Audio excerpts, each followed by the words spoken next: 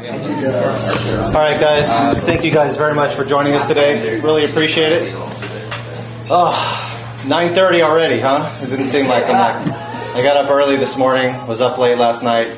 My son started crying late, and so, of course, I had to get up and take care of it, you know? I have a 2-year-old. Who has kids here? Anybody?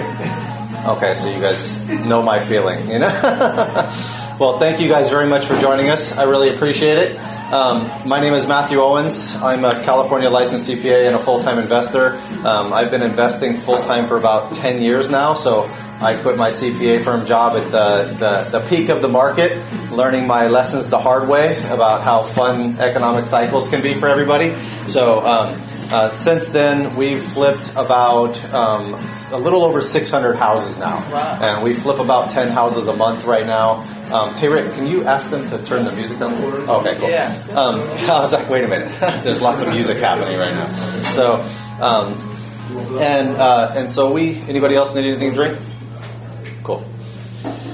So we basically do flipping. We flip properties. We own a management company and a renovation company and a real estate brokerage in Memphis, Tennessee. And we also go through and do a lot of value-add multifamily properties. We invest in promissory notes. We do a lot of seller financing to international clients as well as self-directed IRAs. And so, and then we also invest in a lot of outside syndications where we go through and we'll buy like multifamilies. We'll invest in self-storage. We'll invest in mobile home parks. We have a lot of different investments that we typically invest in, and I raise capital for, or I'll invest in myself. And each one of those different types of investments has different attributes that are positive or negative, or risks and rewards, and ways to mitigate those risks for yourself. And so, like the flipping aspect of things, you get large capital gains, right? That's the whole point, is actually flipping to be able to make that capital to what? To invest in cash flow so that you can retire, right? That's the whole point of flipping, is to make enough money so that you don't have to do that anymore, or do anything anymore. Now, I'm not saying you wouldn't, but I'm just telling you guys, like, from that perspective, that's a huge benefit. But you also have a lot of volatility there, a lot of things that can go wrong, a lot of moving parts. What happens if the market crashes right in the middle of a flip? Then all of a sudden, you're bleeding, right? Especially here in California, where if it drops a lot, you're already bleeding on a monthly basis. It's not cash flow positive. You couldn't rent it out, on a $700,000 house and break even unless you're in it for 30-40% down or something along those lines.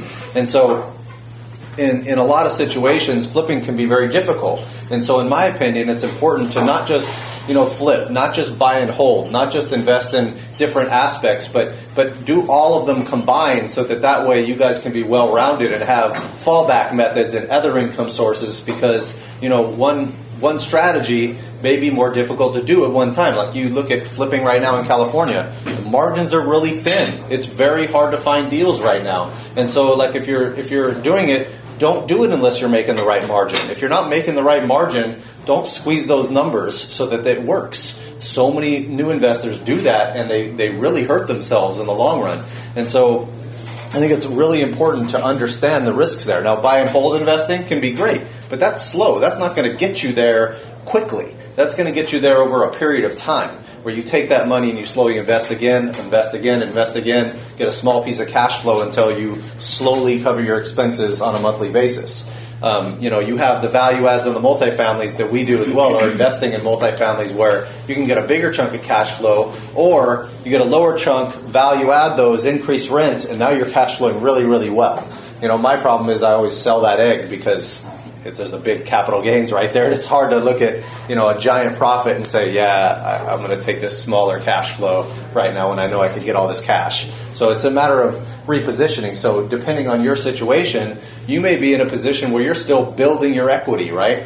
And so sometimes flipping multifamilies and things like that can be really, really huge for your financial situation, or you want to focus on flipping or wholesaling and things like that. A lot of investors come to me and say, oh, I'm a wholesaler. I want to do wholesaling first. And that's very understandable, because it seems like the low-hanging fruit. I just buy it, I go sell it right away. But in actuality, you're doing 90% of the same exact things you do during a fix and flip.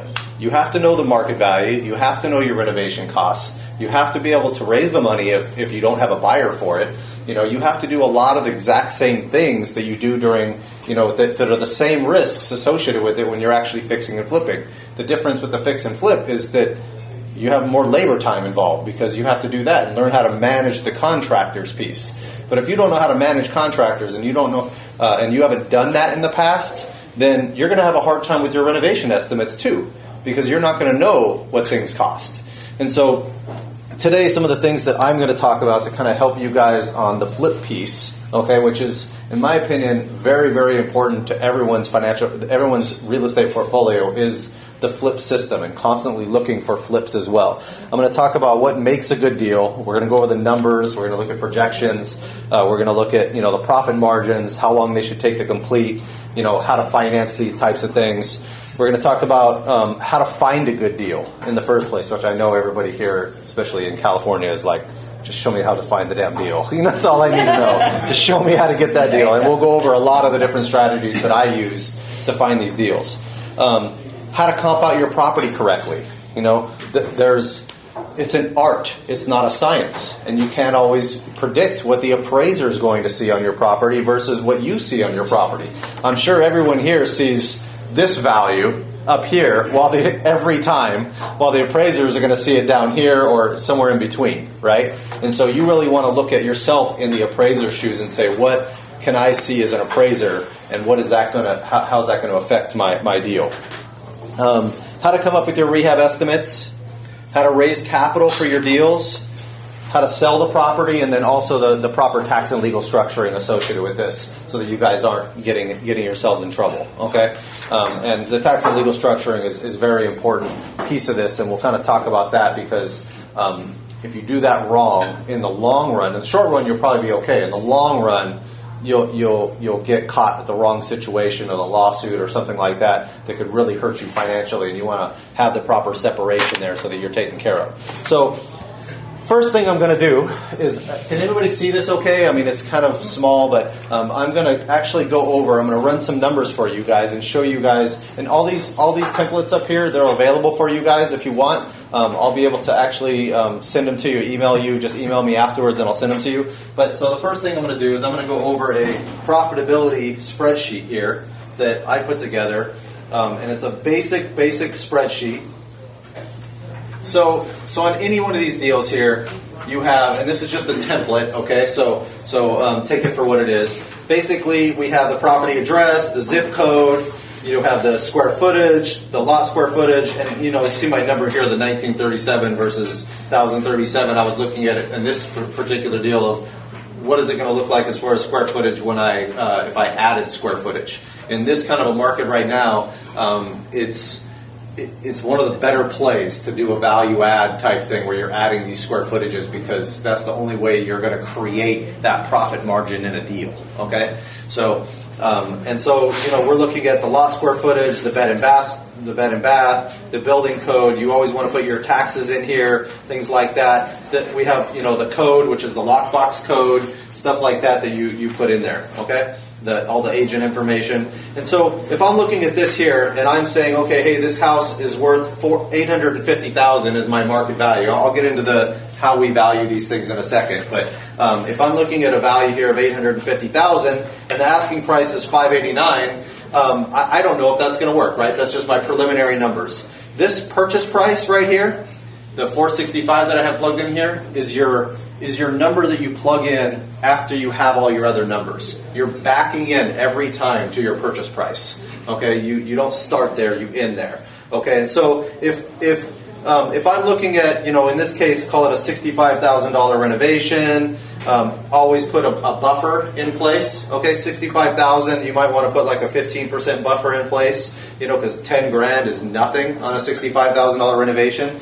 I have not seen a house here in California that you can rehab for less than like $50,000, $40,000 in reality, including some of your holding costs, including some of the some of the overages that happen when you're dealing with a property. Now, a lot of people come up with an average cost per square foot. That's very difficult to do. We were able to do it because we broke down the last like 40 rehabs we did, and we weren't over $25 or $20 a square foot on our rehabs, and that was over all of these properties. But that doesn't take into consideration, what if it needs a new roof? What if it needs, all new plumbing or all new electrical or another major issue with the property like the foundation or something? Those types of things don't fit that cost per square foot mold. So most of the time, you can come up with a cost per square foot, but the better way to do it is to walk that property and say kitchen, $5,000, $10,000, bathroom, $3,000, $4,000, and understand what things cost as a whole. And I'll go over in the rehab piece how to kind of get a better estimate for what your rehabs are. Okay, so rehab management. Who here has a job? Should you be at a site every day managing a rehab? And you want to pay someone to do that, okay? Because your inefficiencies of being able to do that every day, and trust me, I've done this. I did it with my own house, and it was really inefficient. And this is why I invest mostly out of state, because I have people that do this for me, and I can't be my neurotic self trying to control everything, So I have to have someone else doing it for me in this case.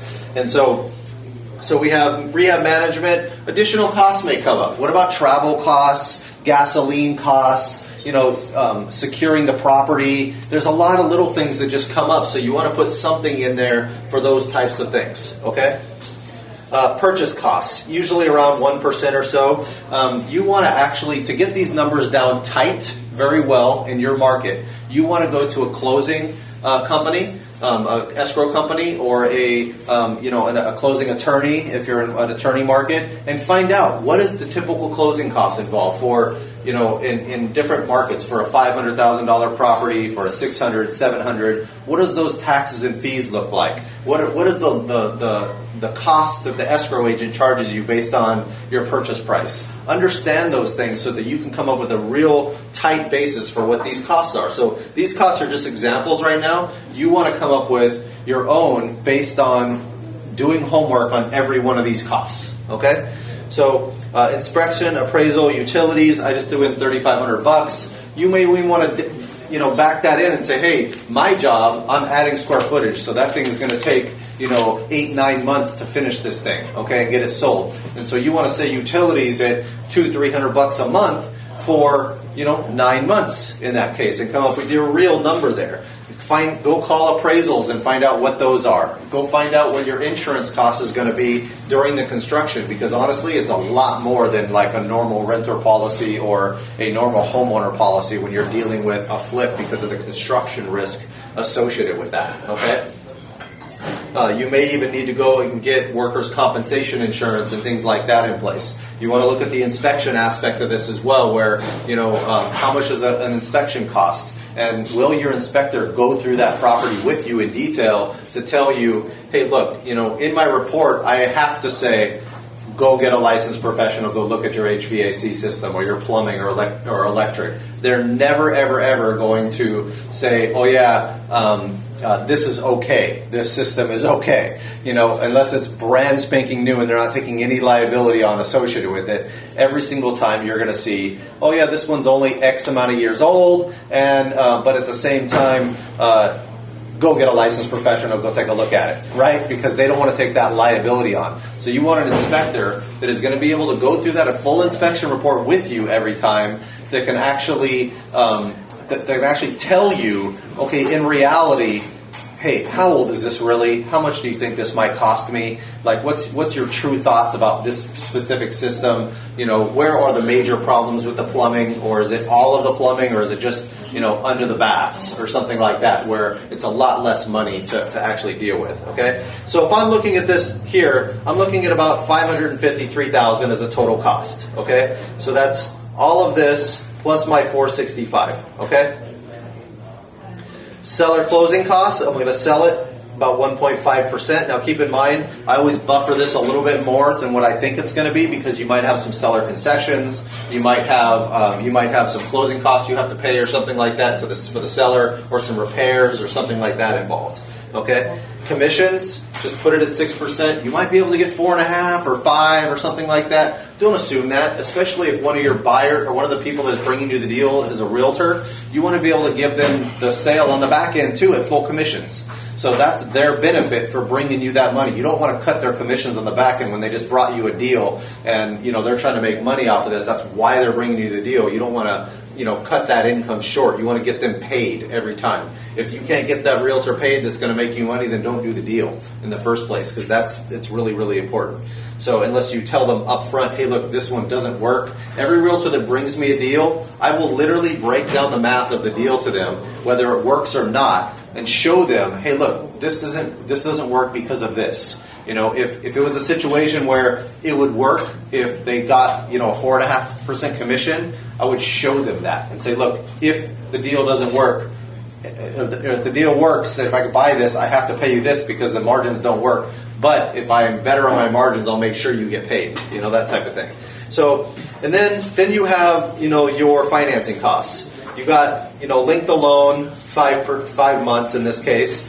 Usually you should be able to buy the property and renovate the property within a couple of months, okay, max, and get it sold within a couple of months, max. So it usually takes 45 days now to 60 days to get a traditional buyer closing escrow on the back end because of the new TRID rules, because of the new requirements and things like that for delaying timing on closings and making sure that you see the closing documents as the buyer of that thing for a couple of days before they close the loan. There's a lot of new rules there that delayed these closings a little bit. So sometimes I would allocate at least 60 days, and some of them fall out of escrow because they don't necessarily qualify. So when you're selling a property, you want to make sure that that buyer qualifies.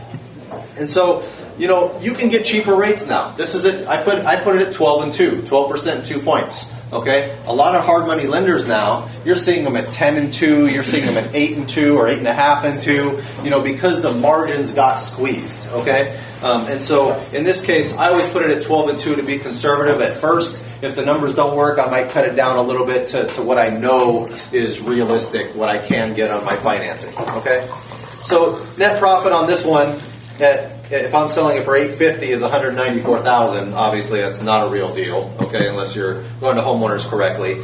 But that's a 35% margin, okay? That's a 35% margin on my cost, okay? A $552 cost. Now, if I'm looking at $750 on this, I'm at $102, which is a 18% margin. What I need to see here is this needs to be 10%. Okay, if it's not 10%, then I'm not doing the deal. Why is that? It's because if the market crashes, especially here in California, you're probably going to lose 5 to 10% unless you're in like Manhattan Beach, Redondo Beach, things like that. In which case, it might come down for a period of time, and then it's going to come back up relatively quickly because the higher net worth individuals don't necessarily take the same financial hits. Okay, and so from that perspective, if you have a major volatility issue, then that 10% is your protection right now. So if you're not hitting that, don't do it. It doesn't make sense. I know, you're like, hey, I'll take $60,000 on this all day long and be fine. And so, maybe this one sells for, let's see, 700, and now you're at 10% at 55,000. Someone might say, hey, I'm okay with 40 on that. That might be okay, but what happens if there's a market tank? You lost your money or your investors' money. Okay. Now, these hard money lenders or private lenders, most of the time, they're going to get into it for maximum 75% of the market value, and they're going to give you maximum 90% of cost as well. And so your money's going to be in it, or one of your private investors is going to be in it as well as in a second position. So realize that 10% is protecting not the hard money lender. They're already at a low loan to value. They're protecting you.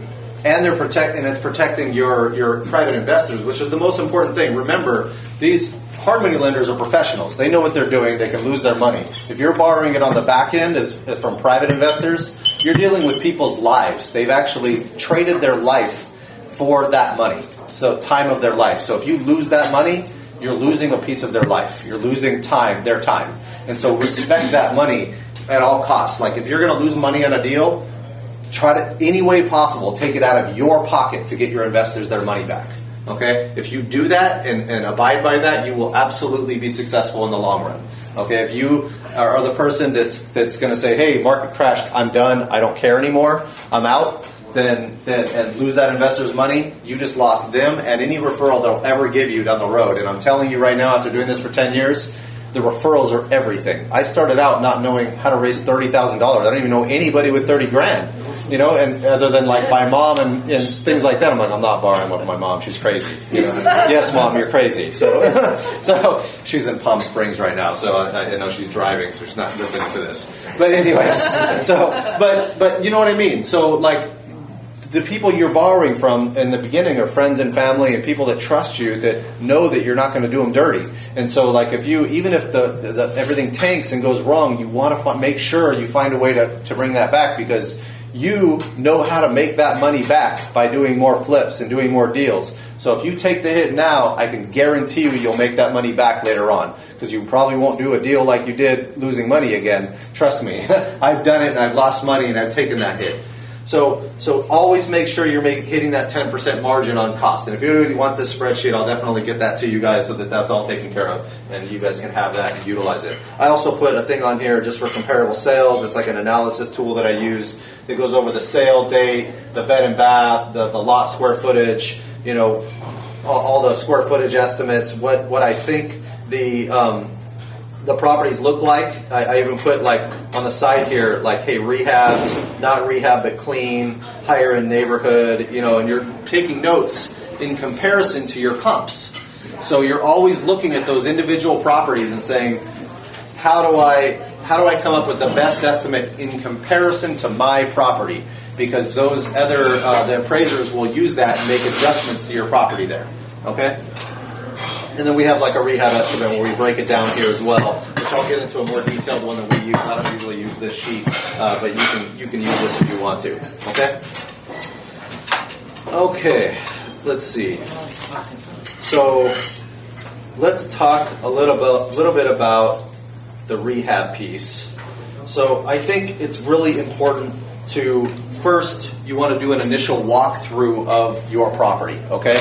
When you're first starts, the two main X factors with any flip is the market value and the renovation estimate. So, and that is, both of them are more of an art than a science, okay? Rehabs, they're different on every property. And so it's very hard to get a cookie cutter rehab system down. So you have to become very, very good at analyzing a renovation and understanding what things cost. The only thing that gives you that is experience, which you either get from doing it yourself and making mistakes, or you do it from trailing someone else that already has that type of experience that can teach you that, and almost where you're giving up your labor for free to learn it anyways. Okay? And so you need to be able to walk through a house, like I mentioned, and say, okay, this is X square footage a house at $2 a square foot for flooring is going to cost me this much. Okay, and have like almost a spreadsheet where you're just kind of writing down estimates in a general form to see if it makes sense in the first place to do even more detailed analysis. If you try to do a detailed analysis with your contractor every single time, it's very, very difficult to do that, and you're going to lose your contractor, you know, because they're going to look at so many deals that after a while they're going to say, look, I'm tired of getting one deal for analyzing 50 for you, you know. So you want to be able to go through and analyze these things yourself in a lot of detail before you even get started. So here's an example of, here's one of my rehab estimates here. Okay. So this is an example of one of the estimated rehabs. Let me make this bigger. So this Sandystone property, roof repairs. So first thing, when you're looking at a roof, you're saying, okay, how old is it? Does it need to be replaced? Are there any leaks involved? So you're walking through the house looking at the ceiling, see if there's any leaks at all in there. You're also looking at the roof to say, okay, do I see the fibers on the roof? Is it shiny on the roof to where once you start to see those fibers coming through on the roof, that's when the roof probably is at the end of its useful life and needs to be replaced. Okay, so you can start to, if you look at the roof, you'll see the sun gleaming off of it in the right way where you see actual lines of fibers coming through it. So I had a contractor teach me that, basically.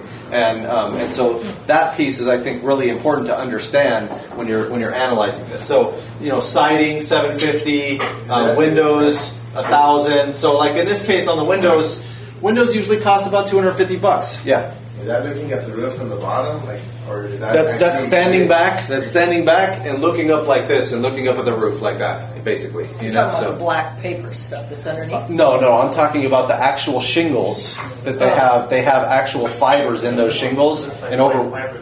Yeah, when there's over time wear comes down on those shingles, wear and tear, and then you can start to see those fibers coming through on the roof. So windows, I know that windows cost me about $250 a piece. So we're looking at about $1,000 there. Okay. Gutters, doors, replace a couple doors, paint. So you have to know what it costs you to paint an entire interior of a house. This is a 16, 17 square foot house, 3-bedroom, 2-bath, built in 1988. Okay, so you're looking at this and saying, okay, it costs me in Tennessee $2,500 to rehab it, or to paint the interior of a 1,600 square foot house. You got to know what your paint costs are, what the actual cost of the paint is, and what the labor cost is as well. And I'll kind of break down how we. So after we do this initial sheet up here, this is like our initial walkthrough. We're just kind of like doing the walkthrough without detail yet. Okay. So and then cleaning up the trees. Trees can be very expensive. So your insurance agent on any buy and hold deal is going to require you to cut all trees back from away from that house. You know how much a tree can cost? $2,000 or $1,000 to get rid of. It's really expensive. So look at that in more detail too. Fence, just some fence repair. So we're looking at exterior total of about $9,700. Then we have painting the interior of it. It's $2,500. Sorry, that was the exterior paint. This is the interior. So it has tile. This one had tile throughout. Repairs, bathrooms, kitchen, appliances, electrical. The interior subtotal. And then we have all of our extra costs. HVAC appears to be original. Water heater appears to be original. So brand new HVAC on a 1,600 square foot house, $4,500. Out here, totally different. So we got quoted on a 2,000 square foot house for a 4.5 ton unit. It was like we got ours for like $7,000, but people were going through and for all the duct work and everything else. It was like.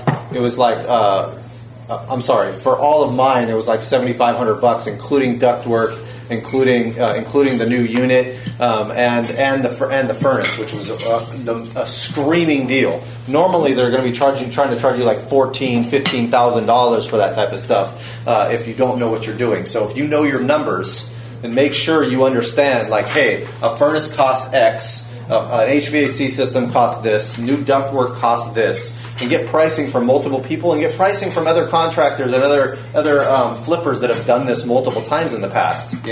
Because you have to know these numbers, because that's the only way you don't get jacked from contractors is by knowing your rehab costs, especially your materials costs. And so, if someone tells me, if I know someone's going to charge me $10,000 for an HVAC system, and I know that all they have to do is put in the outside unit and the condenser unit, and that's a $4,500 cost. That means now I know they're charging me $5,500 in labor for that difference. And so I want to understand then, from that point forward, if they get a quote for $10,000, well, how much time does it take you to do that? And they're like, okay, well, it takes about a day, to go do that. Okay, great, a day. How many guys?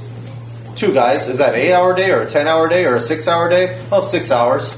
Okay, so how much is the hourly rate now? If you know it's 2 guys taking 6 hours to get that in, break it down in your head. Hey, you're making $1,000 an hour. Go kick rocks. Get out of here. Like, you know what I mean? Like, you don't. There's so many. I went through and brought out in Tennessee when I was getting new contractors. I had a job that I knew cost $5,000. I know what the cost is. I brought 6 new contractors with me to go look through the job. Some of them are coming in, like 2 of them came in at 5 or 6. 3 came in at like 18 or 19 grand. And I'm like, get out of here. You guys, I just told them that I'm really experienced. I know what these things cost. I need to get you a real accurate quote here. And they're just looking at me like, hey, you're from California. You don't know what the hell you're talking about. Get out of here, So that's what they're looking at me like I'm fresh meat. That's what these contractors look at you as sometimes. Now, not all contractors are like that. There's some really honest contractors. Knock on wood with honest contractors, but yeah. So they're going to try to make their money, right? And another thing you have to be very careful of on contractors is how to make sure that your timing is right. if they don't have their timing down and you don't outline exactly what your expectations are up front in a contract, you're going to have major problems down the line when they go try to find their next job and leave your job to go to that job and don't show up for 3 days or 4 days. You want to have penalties in place if they mess up or don't perform. And so, because that costs you interest. So I go over that with them and say, look, I'm going to pay you guys extra if you get it done early, but if you get it done late, it's going to cost you this much more money. And here's why. Here's my interest that I'm paying. I'm paying this every day. I'm charging you my interest. Is basically the way you kind of bring it out to them. Okay, so you have electric meter, gas meter, utilities, roof inspection. Every single time we get a certified roofer to go look at that. What's up, Adam? What's up? About that, bonus or not, or for the contractor. That only really works with the general contractor, right? Where he's kind of handling all the subcontractors. And it's really hard to do this kind of contract with subs with subcontractors because that contract is based on a time frame. So I just use a much smaller contract, like a one-pager that says, I expect you to put this job in at this, and I want you to warranty these things if it ever goes wrong. It's very basic, and it doesn't necessarily have that timing thing in there because of that. And most of the time, my general contractor, I'll go through and they'll come with the subs. Sometimes I have my own subs that I know are really good, so I don't use theirs because I don't want them having a markup for no reason when I already got a good sub. So sometimes you want to be your own contractor, but you really don't want to do that until you're much more experienced because you don't know. They'll blame each other all the time. They'll be like, oh, they messed up over here. It cost me more work to do this. And they'll go back and forth like that. So sometimes it's better in the beginning, unless you really know your stuff, to make sure that they have their own guys so they're not fighting each other on this stuff over and blaming each other for little change orders, right? So you could have contract with the subcontractors. Yes, and I even go and get when I use a general for the subcontractors, I'll even require lien waivers from them and say, look, I don't want them to say you didn't pay them, therefore I'm putting a lien on your house over here. It's telling that the general doesn't pay them, they have a right to put a lien on your house. I don't know about you, but I've seen a lot of business owners, and 90% of them don't have their money tied down correctly, right? So and so, let alone contractors that are in the field, not necessarily the best financial guys, right? They don't know how to use QuickBooks necessarily. This is already inherent in most industries across the board, let alone the construction industry alone, where they're in the field using their hands. They're the blue collar guys that are working their butt off for you, and bring them some beer after hours and make sure they're taken care of, like on different stuff, but after hours, not during the job. But treat them right because they're working their butt off for you. But at the same time, realize where their strengths are and where they're not, because that's really what will hurt you down the line. I had a contractor doing like a $600,000 rehab for us, and he asked me, how does he get audited financial statements? Because he wanted to go get a bond for this large commercial deal. And I said, well, you have to have your financials in order for like the last couple of years, make sure that it's all streamlined in detail. And I said, well, how is your financial situation? And he tells me, oh, if I have money in the bank, then I'm okay. And I'm like, oh, dude, like he's getting money from all these different places. And I'm like, okay, well, I'm controlling all the inventory now and the money. I'm not letting you do any of it, because you realize, okay, well, that you look for those problems, right? So, okay, so then we got the house inspection, the dumpster, rehab management. Total rehab about $28,000 on this deal. Okay, these are Memphis, Tennessee prices. Okay, these are not California prices. Mark this up by like 50% if you're dealing with California. Okay, the labor here is much more expensive than in the Memphis market. Okay, then we go through, because we're comping out our properties for rents, because we look at what the property will rent for. We're pulling comps in that same neighborhood, around the same bed and bath and square footage, and saying what's our rent per square foot. Okay, so we came up with $1,295. I calculated it at $1,205, but we're looking at all these other ones, saying, okay, our highest comp in there is $1,295. We're going to try to shoot for that number as best we can, even though we see some other ones at $1,245. But we do a little bit higher end job on our rehabs. We'll go through and put backsplashes on there, put nice countertops. We'll go through and do the little extras. Now, this property in particular was a lot of fun. This property was we bought it. Remember how I said it had all tile on all the ground in there? So we walked through this property and there was dog pee everywhere, like literally, and poop, and they just left their dog in the house. It was horrible. We had to literally take up all of that tile. Okay, this happened after the fact because we couldn't get rid of the smell. Okay, so we had to it seeped through the tile into the grout. Had to take all that out. We had to cut out literally 2 feet of drywall from the entire house around the bottom of the house. So after we rehabbed it on this one, so that whole thing ended up costing us about $6 more grand is what it cost us for everything. Because to me, all this stuff is just additional cost, right? You're just looking at it saying, great, another problem. How do I solve it? And this is the thing with real estate. After a while, you start laughing because you're going, another problem? Let me just deal with this problem again. You know, you have to start laughing it off because after a while, every little thing, you're just going to start getting stressed out because you're going to go another $5 grand, another $2 grand. You're just like, great, again, you know? So I was just telling somebody a story a couple weeks ago about how we had a contractor, or we had Comcast call us after we finished a rehab like 4 months before, and the contractor said, hey, or the Comcast called us, their insurance person called us and says, hey, your contractor's cut a line to our that was in the ground when they put in a fence. And they took a picture of a hole with a wire sticking out, and then took a picture of our fence, no relation to where they were into each other, and they said, here's our proof. We have enough proof. Pay us. And by the way, we sent 2 guys with 2 trucks for 2 full days out there, and here's the labor cost. I'm like, you're just stealing, right? That's all they're doing is trying to steal. And so we basically were like, there's no way. The fence is like 15 feet from it and all that stuff. We ended up, they wanted like $5-6 grand, and we're like, okay, whatever, get out of here. We could sue each other and go through this headache, or I'm just going to give you $1,000 and go away. You know, it really hurt, and it bothered me to go pay them the $1,000. Trust me. So but Comcast did that? Comcast did that. I was out in Tennessee, but I mean, this was their insurance agent that did this, that was coming after us, saying that we cut the line. Then there was no real proof. And we would have won in court, but we would have lost in attorney's fees. And they could have put a lien on the property. We were about to go sell the property and things like that. And so, you know, sometimes these issues come up. And you see where I could have been really emotional and upset about this, but I'm just like, okay, whatever. It's going to cost me $1,000. Walk away. You know, it's not worth it. I can do another deal. Say it again. Your insurance agreement covered it? We got a $2,500 deductible anyways. So, and I'm not going to go give a claim for, even if it was $3-4 grand, I'm not going to go give a claim because I don't want my insurance premiums to rise in the long run anyways. I don't usually claim the smaller stuff. If it's something over like 10 grand or something, we'll do it, take care of it, you know? So, okay, so next thing is the detailed estimate. So what we do on each job too is we use a software called Punch, and we get this layout. I don't know why it's not open. There it goes. So we get this layout that we put together on each house. Okay? And what does this do? Okay? We get the square footage of each house. What information can we get out of getting this thing here?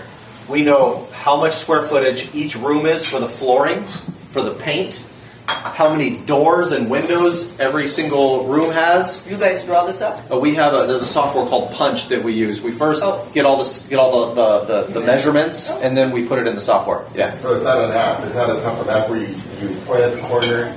No. Go to the next corner. No, it's not that. No. Just draw it for you. Right. And this one, the Punch, we use the lower end version. There's a higher end version where you can like put furniture and stage it and actually get a 3D view of the property and stuff like that. It's just a lot of work to do that kind of stuff, you know, of course. So we get this whole layout here, and then we go through and we get a more detailed estimate, okay? So this is how detailed our estimates can get. So we're going through and saying exterior, okay? Screen door, brick repair, house numbers, paint, you know, every little fascia repair, doorbell, power wash, privacy fence, and the gate. And we're saying, here's our count, you know, paint, the exterior trim. This is all measurements, okay? And so we're going material, labor, tax, and our total here, coming to a total number. And then we go, okay, garage, living room, kitchen, laundry room. Every single room we break it down like this. Now the reason why we can do this is because we do so much so many rehabs that we are able to go through and kind of come up with these estimates in more detail. So in addition, we also have, even the mechanical, the HVAC system. So remember we had a $4,500 for the HVAC system? See here it's like $4,276 plus the cage and the permit fee as well. So right around $4,500. Then we have utilities, lock sets, landscaping, roof, rent-ready, cleaning, the garage door, rehab management, gutters, all the extra stuff, and then inspection costs. And then we come to a bottom line number and then put a 10% buffer on that number to come to our bottom line figure. Okay? So, and how do we get this?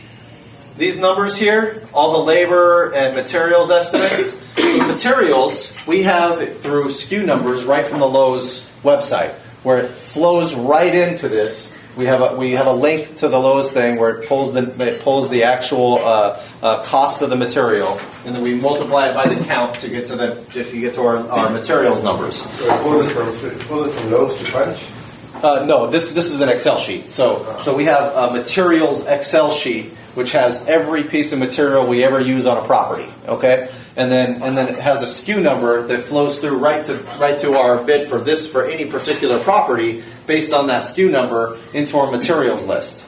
And then it multiplies it by the cost. Now, then my contractor has gone through and broken down the detail on how much it might cost for labor. So if you're dealing with putting in one electrical outlet, that might take 10 minutes at an electrical contractor's labor rate versus a painter's labor rate or a plumber's labor rate or an HVAC guy's labor rate. And then that's how we come up with our labor estimates. Okay. Then, based on those estimates, we come up with what we think our labor number is, the bottom line labor number. And you have to do it by type, right? You have an electrician labor cost, you have a plumber labor cost, and a general labor cost. And when you're dealing with those costs involved, you need to be able to, what we do afterwards, we come up with our number, and then we show 80% of those numbers to the contractors, because most contractors bid based on what the materials costs are. 80%. So we show 80% of those numbers to them, so that way we can actually try to negotiate, and we call it doing the dance with these contractors. So, and basically, we know what it should cost, and we're trying to negotiate with them on the final pricing on that. Because sometimes, they may not make a lot on one job, but they're trying to make it on another job, and so you're shifting back and forth in certain ones where they may think, one piece of a certain job is more labor than you think it is, because these are all just estimates, right? So we're trying to come up with our general numbers as best we can, and for the most part, we're pretty close. Sometimes we're over by $5,000. Sometimes we're under by $5,000. At the same time, we've been over by 20 before. So the one I showed you, this one, we're over by about $6,000 because of all the extra crap that we had to deal with. Plus losing another month and a half of time because we tried to use the ozone machines and do kills on the floor and do everything we could to try to get rid of the smell before we said forget it. We got to rip it out. And that it's part of what you have to do. We bought a property before where we did the whole inspection. Everything was cool. The day we closed, we're cool. Next day we walk in and the foundation cracked in half. And you're going, literally the entire house shifted into the middle. And we're going, oh man. And it cost us about another $20,000 to get that whole thing done with fixing the house. Plus it took, the foundation guy had to go and cut out in the slab 21 cutouts so they can get underneath it and put new pillars underneath that slab to make sure it was done correctly. But this is the type of thing that you just can't do anything about these problems that come up sometimes. You can, in the inspection report, he said, hey, the backfill's not done right. We're like, okay, great, we'll fix the backfill. We didn't realize the next day it's going to crack in half, of course. But this is the type of thing that happens on a construction job. Okay? Those SKU numbers in Tennessee, the low SKU numbers, are they the same price as the same SKU number here in California, pricing wise? I don't know. Good question. I don't know. Same price. They're probably close, but hey, on when you so like you have your lowest price, when you tell your contractors, do you give them like whatever time frame, say they're gonna do the flooring, do you order from those and have it delivered, or do you let them do that? So what they don't mark it up. normally you're going to go to your contractor that and have them order it for you or show you where to do it, and you're going to pay for it. Okay. I would recommend you pay for it so they don't have a markup on those things. Okay. Now, what we do is we buy it all. We go through and come up with our own materials. We control it 100% because we want the leftovers for our next job, because we're doing 10 a month. So we're always like, okay, we can use it for the next one. Our stuff are rental properties, so they're all cookie cutter. We do the same paint, same flooring, same backsplashes. It's all the same. So it makes it way easier to do that. I don't care. They're in different neighborhoods. It's the exact same house, you know. So, but to me, you know, I'm looking at it from a rental perspective, saying, look, I know what the renters want. They want it looking very nice. They want it clean. They want everything working. They would love to have the upgraded stuff, and it's just like putting a backsplash in a kitchen. You know, you would think sometimes you buy the right materials and it's pretty expensive, right? We get our backsplashes done for like $200-$250. It's that cheap, and it looks great. It's not like it's just the stuff. It's almost like wallpaper, but it's like the bricking stuff. You know, it looks really great. And so, you know, those are the types of things that over time you start to you know, cut down and say, okay, I can do this for $200, and it's going to make everything pop in the kitchen. And now someone walks in and says, wow, okay, great. Let me lease that one right now. I get it rented 2 weeks earlier, and it saves me $500, and I paid $250. You know, it's that type of mentality that happens. Okay. Yes? Just to be very clear, so in the beginning of the presentation we were talking about flipping and now we're talking about renting, but basically the same homework goes into both. Yes. Okay, yes. To be very yeah. clear. And then one thing that's kind of tripping me up, I'm a very newbie. No problem. I totally see how this could be very mental, like a little overwhelming. Yep. There's a lot of legal things. Are you going to touch, like not necessarily get into detail, but are you going to touch on, perhaps later in the presentation, how someone could do their homework to find out the legal things that you do need to be concerned with? Yes. Like penalties and liens, I like what you talked about. Okay. So this is something that gets learned over time, over a period of time. If you sit down with me and talk about it as well, I can go over that kind of stuff. But regarding the penalties and the liens, I'm talking about charging the contractors penalties and understanding that any contractor that doesn't get paid that works on your job can legally file a mechanics lien on your property, you know? So I will talk about the legal structuring and the insurance piece a little bit later on, okay? So that way you understand that piece. The Punch software is that was used to get permits when you take it to the city. No, we just use this for our internal purpose. Actually, in California, it's a lot more difficult. There's a lot more hoops to jump through when you're dealing with the city, you know, and getting the permits and things like that. Out in Tennessee, if it's under a $25,000 rehab, then we don't even have to have a licensed contractor do it. We do, but at the same time, it's a totally different market than here in California, where now if you're doing a major renovation, like we just went through one where we had to go through and get the energy efficiency CalCerts write-off, which we had to buy like a $2,000 tankless water heater with like a 95% efficiency unit in order to pass. I mean, there's hoops like that you have to jump through. Like in Garden Grove, there's like school. There's like most markets here in California. There's school fees and things like that. We had to pay $3,000 to the city for just school fees. And so those are some of the things that you don't know about when you're first going into any specific city. So you want to be able to go down to the building code office or the planning department and understand what some of those costs are, you know? So before you start investing in that market, you know? So, or you do it at the conjunction with making an offer, then you say, okay, well, what are all my other costs here as well? So that you don't make a mistake. Yeah. Did you say you pay for materials at Lowe's and your contractor just picks it up and delivers it, or? We have a Lowe's corporate account. It's not the Lowe's for Pros, it's the corporate account. What we do is we send a list of SKU numbers for any particular job directly to the corporate account. They go through it and say, hey, you have this year's dishwasher on here, and we have last year's for $100 cheaper. I know you don't care. We're going to switch them out for you and put that $100 cheaper in. Then we order it that way. They say, okay, it's approved. They put it on a pallet for it, waiting for our guys to come pick it up, or they can ship it directly to the property, either way. So, the community buying group thing? You can also use the community buying group. They have a couple of different places where you can get materials too. And right here so that you can look into it. Yeah. So the Not community. like a minimum monthly or something like that with the corporate account? I don't know what the minimums are specifically. I know that because we're doing so much, they allocated a person for us to go through our You're not stuff. paying, you're not paid to be part of that. So. No, it's just a matter of how much you're buying. If you show for the last year how much you bought, that's how we got that. So okay. Construction. Let's see.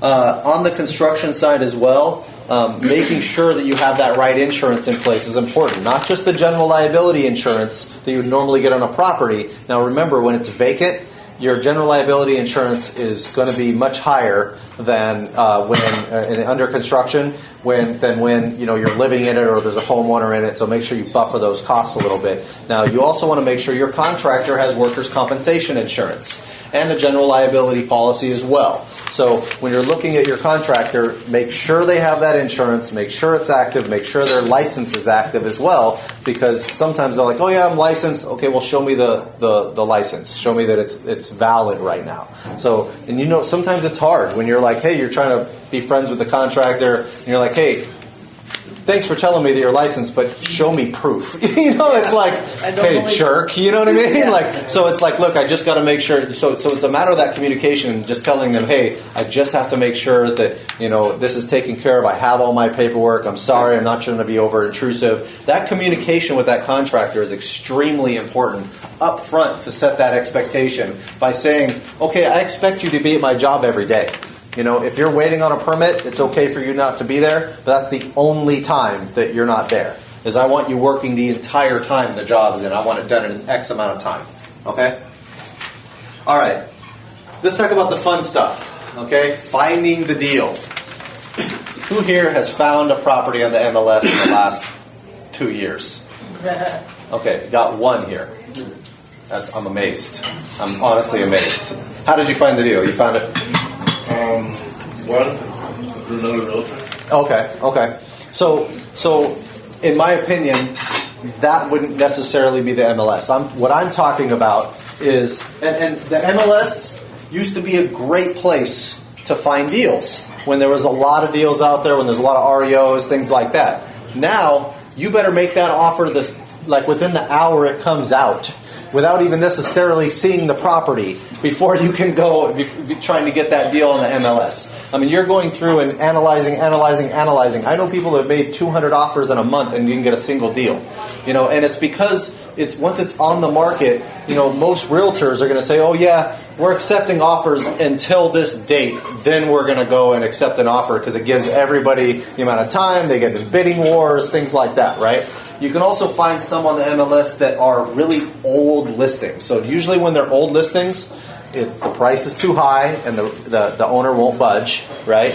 Or there's something inherently wrong with the property, or there's a major issue with it, or a title issue, or something's going on with it, right? And so if you can be a problem solver in those cases, what happens if all of a sudden, hey, the homeowner has major issues with the property, and so nobody else can. So if there's a big problem with the property and major construction issues, and the homeowner doesn't have the cash to pay for it, they just cut out a big chunk of buyers, right? Because now anybody with FHA or traditional bank financing can't buy it. You're looking for an investor now, right? And so in an investor type property, they want a deal. They're not going to go pay you top dollar, so there's a reason why that thing is sitting on the market longer. So if you can come in, for example, and come into that offer and say, hey, guess what, homeowner? Look, I know you want your price. I can't get you there, but if I put in $25,000 of rehab into this property, then you'll get there. You might even get a little bit higher price. So I'll tell you what,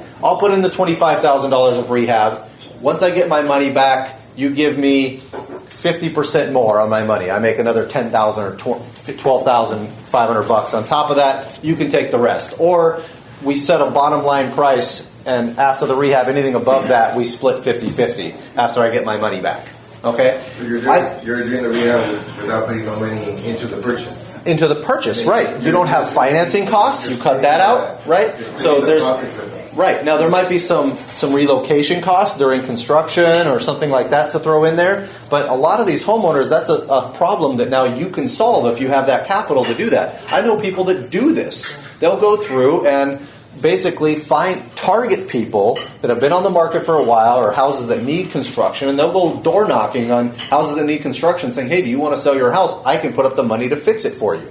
And we'll split profits above an X price. And you got to do your analysis, but it's an easier way to get that deal and solve a problem for somebody. Would you go through the escrow and everything? Nope. Get it in your name? Nope, I would actually go through and keep it in their name, and I would put a lien on their property, so that way I get my money back, and make sure that's all taken care of. And so, and you can always put a mechanics lien on it anyways later if you're going and doing construction or something like that. So you don't have to put the lien on it necessarily. You can say, but the trust is a very thin line in a situation like that you're going to get your money back. So I would make sure that at least right before closing, it's very stipulated. You have a contract in place. Maybe you're the realtor for it as well, saying that I'll help you sell the property or something like that, and making a little bit more, saying I'll cut my realtor commissions or something along those lines to help you with that. Isn't that kind of like taking subject to? Similar? So in order to take it subject to, it has to go into your name. So we're not transferring title in this case. And I even know realtors. It's more secure for you. That way. Oh yeah, if you put it in your name, but then you also have additional costs, right? You have closing costs and things like that to do that piece. You might be violating the due on sale clause in the loan, which maybe doesn't matter too much, but it's another thing to worry about. The homeowner may not be as comfortable with it, because if it's in their name, that's way more comfort than saying, oh yeah, put it in my name and I'll do the rehab. That's a harder sell, right? Yeah. Much harder sell. If it's in their name, how do you protect yourself? So the way you protect yourself is that lien against that property to make sure, and contracts in place. And so I even know realtors that go through and focus on this piece and say, hey, we will, normal listing, I get it's a 6 or 3%, but if I do the rehab too, I make a rehab management fee for helping you with that too, and that's how they get listings. Because they're like, hey, I'll make $15,000 being a listing agent, and I'll make, if it's $25,000 a rehab, maybe I'll make another $2,500, and I'll have somebody else be a rehab manager and go handle that situation. Because being a realtor, you can come and solve those problems for people as well. Make sense? So yeah. Put a lien on somebody's house. You can just go and do that? If you're doing construction work on it, you can put a mechanics lien on it. And who believes you that they really owe you that money? So you can prove that you put the money into the property, basically. So you have receipts, you show pictures, you get your documentation. You're in a lawsuit. Yep, you're in a lawsuit. That happens, but that's the way you protect yourself, because you're going to win. So let's say you put the lien on before you go to sell it. How long does it take to pull the lien so that the title's clear?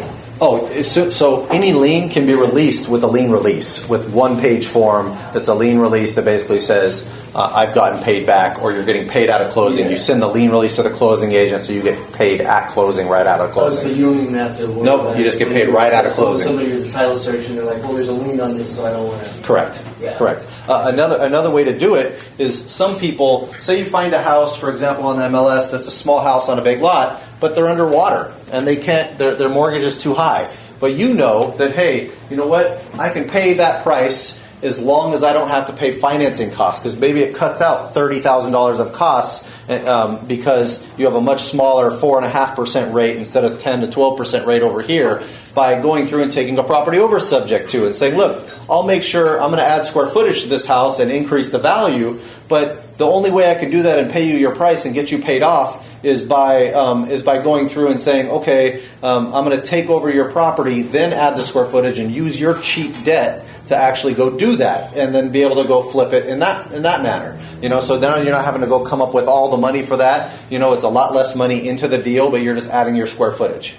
So, and a lot of people. So when you're adding square footage on a deal, just from the construction standpoint of things, there's contractors that will bid you out at $250 a square foot.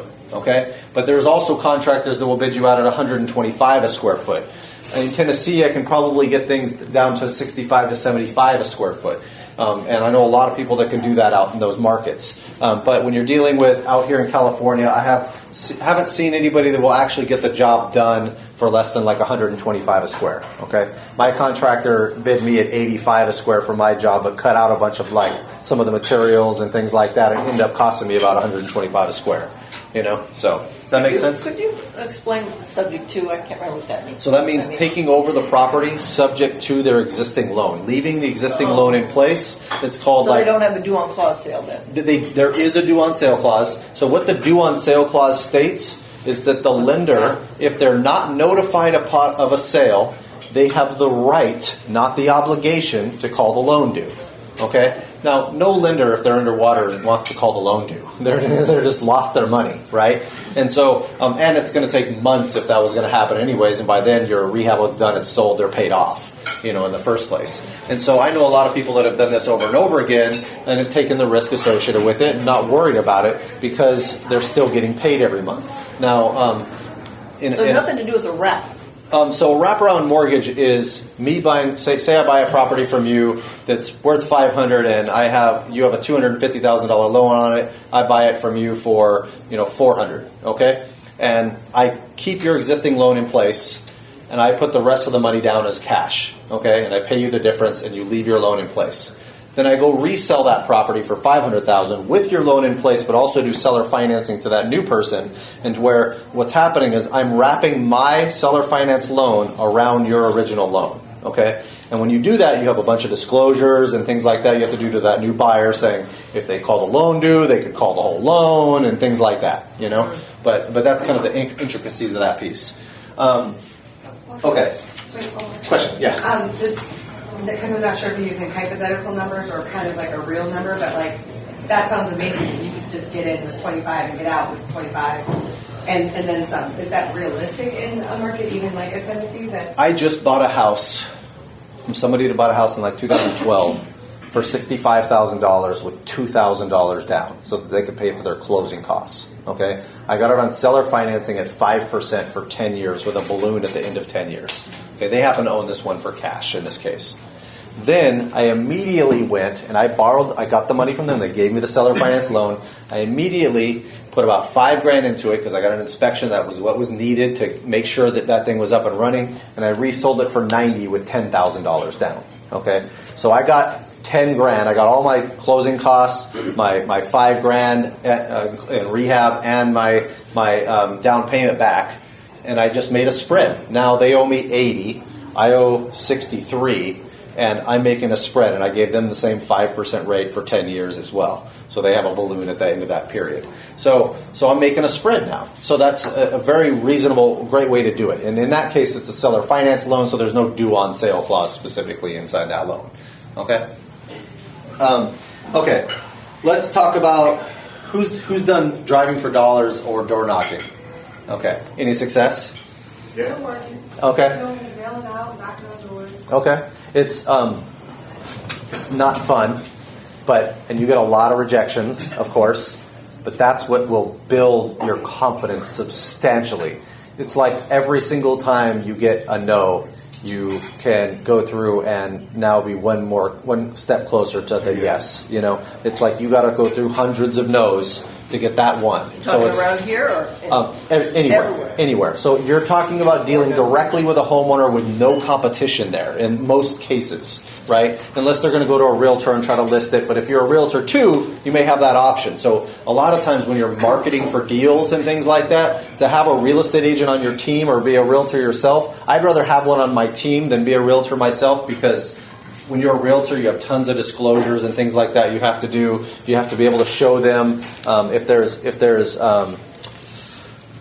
if they're selling it to you for a discount. Technically, you're supposed to be disclosing to them what it's worth and things like that. And so you have sometimes you can be tied in those situations. It's just a disclosure type issue.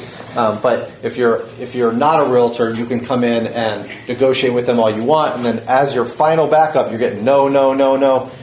Well, if you really can't come to a price, I got a realtor right here that can list it for you, and we can see what we get on the open market and see where that will be. And you'd be amazed how many times that happens, and you can help pay for your marketing in that way, and help pay for some of your costs associated with it in that way.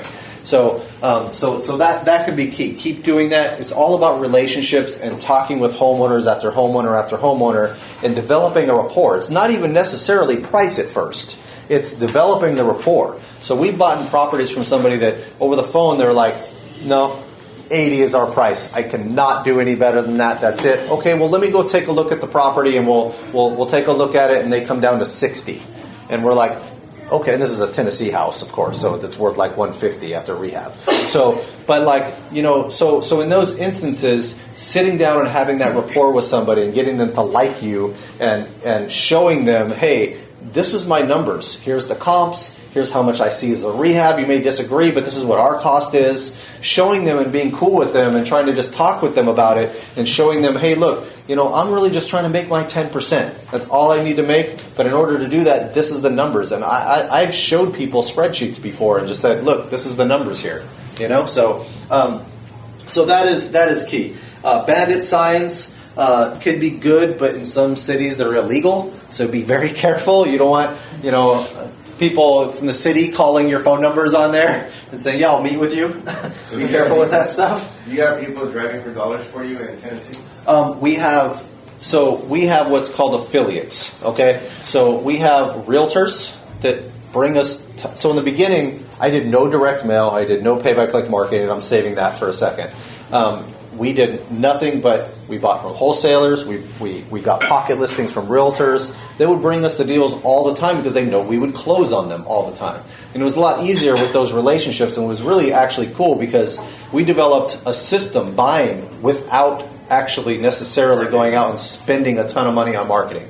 But now that the market is hotter, we were forced to go that method and do direct mail and pay-by-click marketing to pick up more deals. And once you do that, then and you systematize it and or start to become efficient at it, then in that case, that no matter what kind of market you're in, you get some screaming deals and you have built-in revenue streams now. The power is in your court. You're not reliant on the market to where before the realtors were like, here's another deal, here's another deal, here's another deal. Now they're like, no, put it on the market. I'm going to get top dollar anyways. I don't care.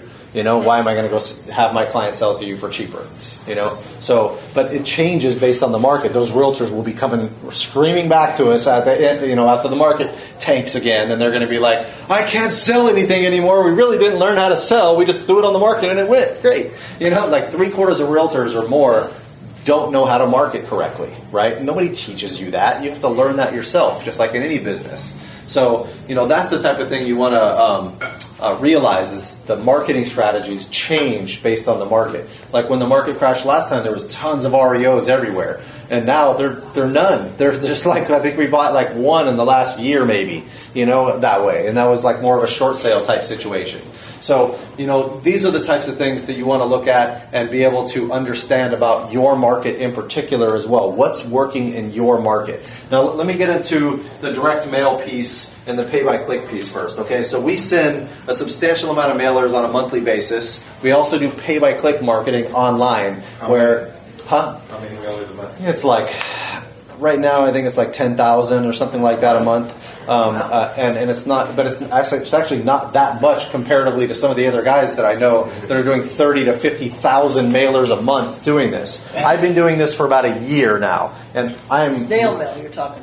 Yes, like postcards, things like that. And so we hired a mathematician that analyzed the Memphis market for about 450 different characteristics. One of the characteristics might be someone that is high in credit card debt, but's been in a property for 30 years that has a low mortgage. We can reposition their entire life by going through and saying, hey, your house might be worth 90. We'll get it for 60 and give you cash right now. Tomorrow, all your credit card payments will be paid off. You'll be in another house that you have, you have 60 grand in your pocket or 40 grand in your pocket, no debt at all, and you're in a completely different financial situation. You're not bleeding on a monthly basis anymore.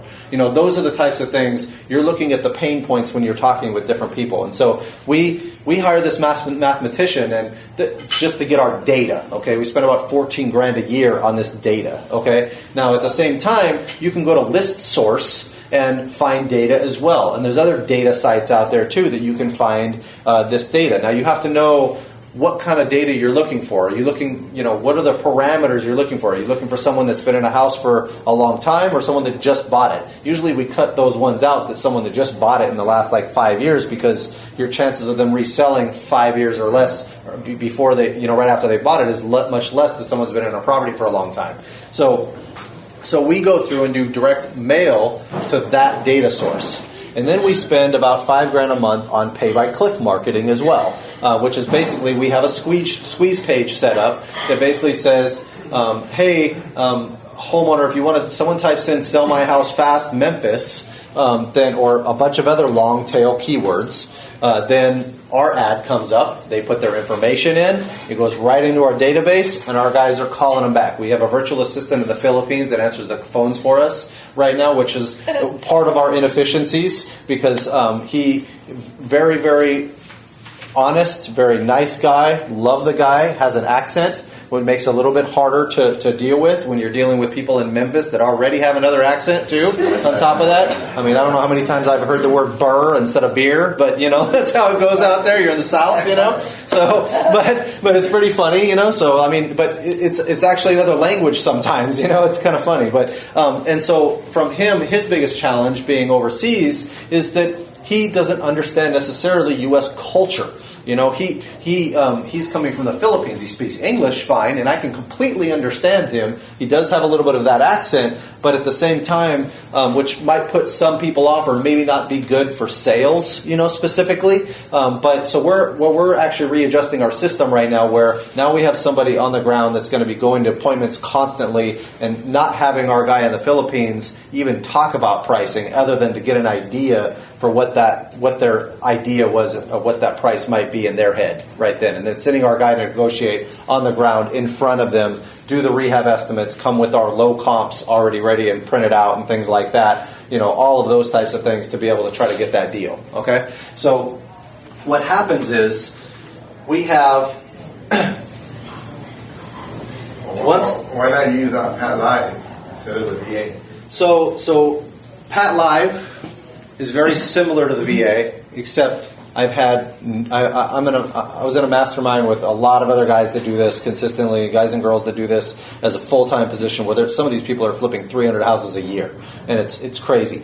And so, I mean, that's, you're looking at like 30 a month, you're going, wow, that's like a lot. They got systems, and Pat Live, from what I'm hearing, can be very good in certain instances, but also very bad, where sometimes they don't answer calls. Sometimes you just get somebody answering that's just not trained correctly. What's Pat Live? So Pat Live is a live answering service, basically, that answers calls for you all day long. That sometimes they're trained in real estate. We use a company called IVAS, IVAS, that basically has call centers that are trained specifically for real estate. IVAS. One of my friends, Robert. IVAS.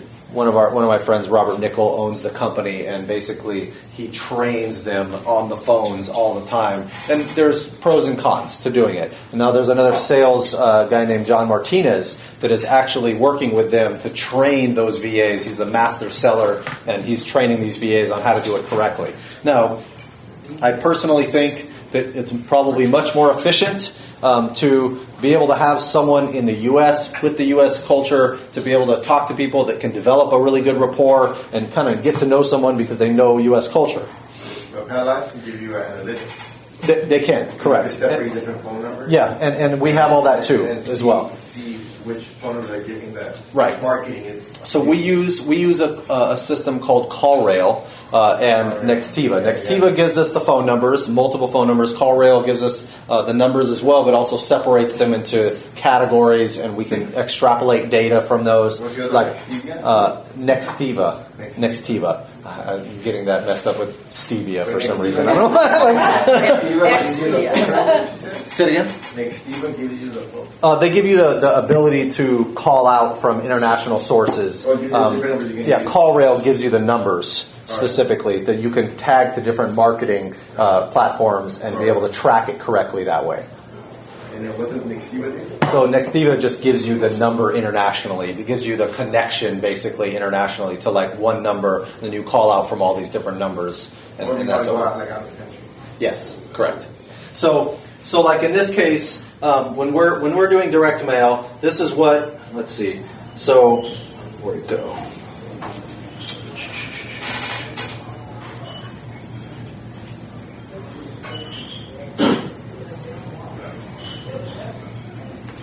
Where'd my sheet go? Okay, so this is what our flyer looks like. Looks like it's like handwritten, right? Almost. And then page 2 looks like this. I'm interested in your property at, and they put the address in. We've had people call us and say, don't be dropping off stuff in our mailbox right now. And I'm like, we are not dropping it up in your mailbox. We're not crazy. So like, I mean, I'm like, did you see the postage right here? Some people are crazy. They think we're actually going door to door to drop it off just because it looks like this. You know, it looks like we wrote it down on a postcard and put it in there. You know, so there's people test tons of different mailers consistently. Okay, so like we'll go through and like we have one where I told my brother I wouldn't use it because it has a weird picture of him making some funny face in the picture with me and him standing there like, hey, we're the buyers, we're looking for property or whatever, and he's like, no, we can't use that. I'm not mailing that out to 10,000 people, So, but you have to test different things and see what's working and what's not working and constantly be changing this to see what's going to work. Because if you're mailing, we get, out of Richter's list, we get thousands of addresses to mail to. And we got to cut out like the zip codes we don't want in certain instances and things like that. And so, when we're mailing, we're tracking all the statistics of what our percentages are of mailers and stuff like that. And I'll show you guys those statistics in just a second. But basically, and then we have our pay-by-click marketing as well, which this is kind of like what some of the. Let me make this a little bigger. So this is directly from our source here. So we spent about $4,000 to get 53 leads in.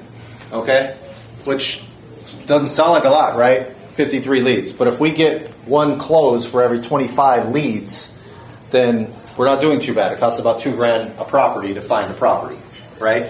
So you always want to find out what is that cost per close ratio, okay? What does it cost you to get a close in? And what is it costing you on a per lead basis, okay? Matt, when you say per lead, are you talking about just people who call in, don't leave a message? Correct. Who call and say F you? Like, are people Yep. so every... All of it. So you get 53 phone calls for $4,000. It doesn't seem very much, right? But then at the same time, out of those 53 phone calls, even if I closed one deal, you're going, if I make $15,000 on a deal, then I'm netting 11. Okay, so then that means it works. Even if you might say, I really should be at $2,000 a deal, or $1,000 a deal, or whatever that number is, at least now you can really relate it and say, well, if I did more of these, I get more deals, and I all of a sudden now I know at least I'm making $11K profit on every single one of these, right? Do you know how many touches you're getting to get a phone call? I'll show you some data stats in a second. So.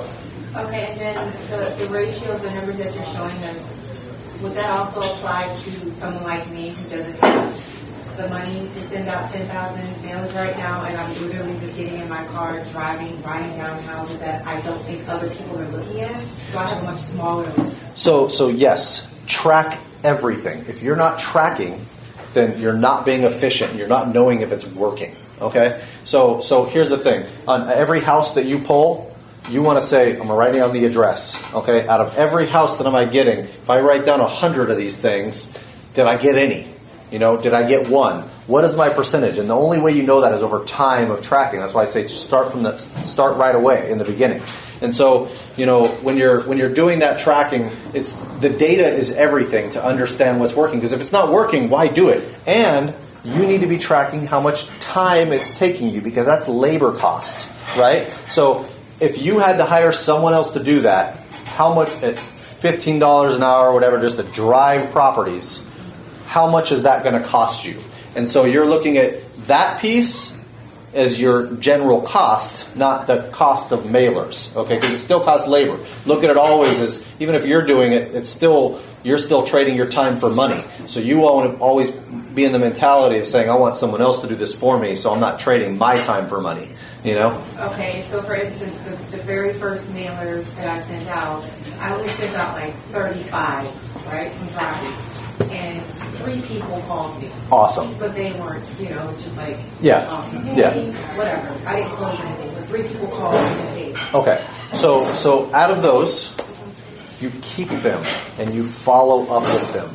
So follow-up is absolutely key. I know people that get properties 2-3 years later because situations change over time. They may not be interested now, but if you develop a good rapport and say, hey, I was the one that did that mailer for you, or that mailer, or a long time ago, you remember me, I'm not sure if you do, but, are you interested in selling now? And even if it's, I got a realtor if you want to sell, if you can't get the price you want, it's the same thing. You want to reposition it into other income sources if you can, So, but track it all and keep it in a database, and I'll show you guys how we do that right now. So in addition to this tracking that I just showed you guys, this is kind of, so our guys. So first of all, actually, let me show you this. This is how we did the average cost per square. This is way too small.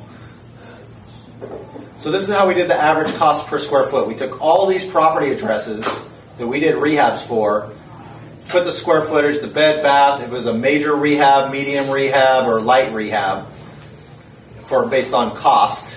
Sorry, guys. The average cost per square foot, you see the maximum here was basically $20 a square foot, other than this high one because it was only 1120 square foot and you needed everything. I mean, this thing had no drywall on it at all. And so, we're looking at it saying, okay, well, our maximum, even on heavy rehab, is $20 a square foot. So, and so we can now use that. Did it need a new, so we said, does it need a new AC and roof? What's the proposed, average per square foot, the estimated repair value, and then the variance compared to what we would normally use for this. Okay? So this is just an example of how we break down the rehabs as a percentage. Let me show you how we break down the tracking of the data. So this, I have a question. yes. When you're first starting out, do you look for the smallest square footage home just because of the cost, or you just go by what you see on what you? I don't do that at all. You don't at all. Okay. Yeah, because the square footage, it might just, all it means to me is that it's a little bit lighter of a rehab. It doesn't cost as much money.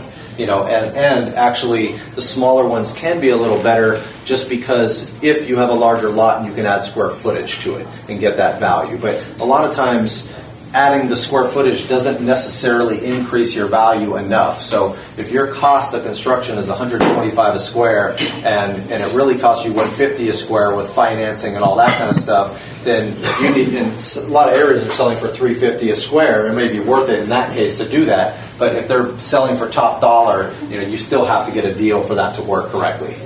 So like in this chart right here, I had my guy. What I love about my guy in the Philippines is he was a data analyst previously, which may be the reason why it's hard for him to sell.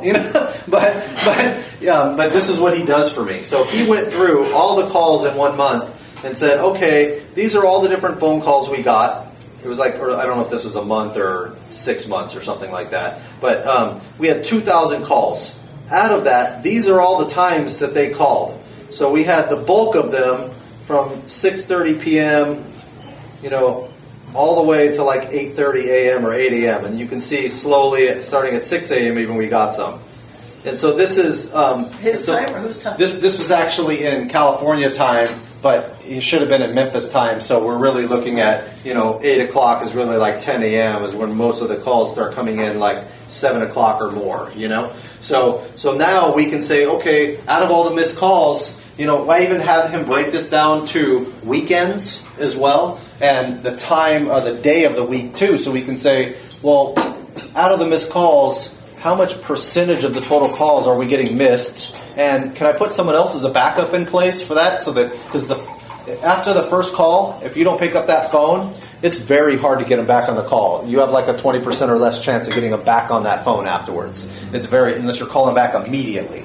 And so you want to answer that call the first time as many times as you can to get the best chance of getting that lead. Okay? So that one person answering all the calls? Yep. Answering So this all is he these does. people that call you all the time, and, Yep. and they hang, and nobody's there. So no, in this case, I was just allocating the time of when they called so I could understand when the heaviest activity was. And then I had them extrapolate it into the days of the week in addition to that. And then I had them take the missed calls only and say what was the bulk of those missed calls. Can I put someone in place for a couple of hours during those specific segments so I can pick up another 20 calls a week or something like that. Okay? So your calls go through call rail to him? It goes from, so it comes through call rail. If he picks up the phone, if he misses it, then he goes and calls What's back. call rail? Call rail is like a phone answering system. So it records every call, so you can listen to the calls every time. So you can see if he's not being smart on the phone, or not interacting correctly, or whatever it is. Does it transcribe like Google Voice? It doesn't. So not that I know of. And so in addition to that, he goes through and like this is a month-end report for July, for example. So we did 14,295 mailers. Okay. 14,295 mailers. So these are all the things we track: total calls, incoming calls, missed calls, abandoned calls, callbacks, opt-outs, voicemails. We got one deal under contract for this. That sucked this month, right? Hence why we just changed into the other system. But previous to this month, we were probably getting 5 a month. And then I'm like, something's wrong here. What's wrong with our system? Let's go retweak. Let's get somebody in front of them on appointments and having them stop trying to sell over the phone. So we also have another company for the areas we don't want. I don't buy in the low-end areas. So we just shoot them to somebody else and we get a wholesale fee. And it helps pay for our marketing. So we still market to those because we don't want to, there's still a good source of revenue there. And we're making a little bit of money to help pay for our marketing. So who were you marketing to on this list? So these are homeowners on the ground in Tennessee based on that data based on that data source I told you about. So you create your own list. We create our own list.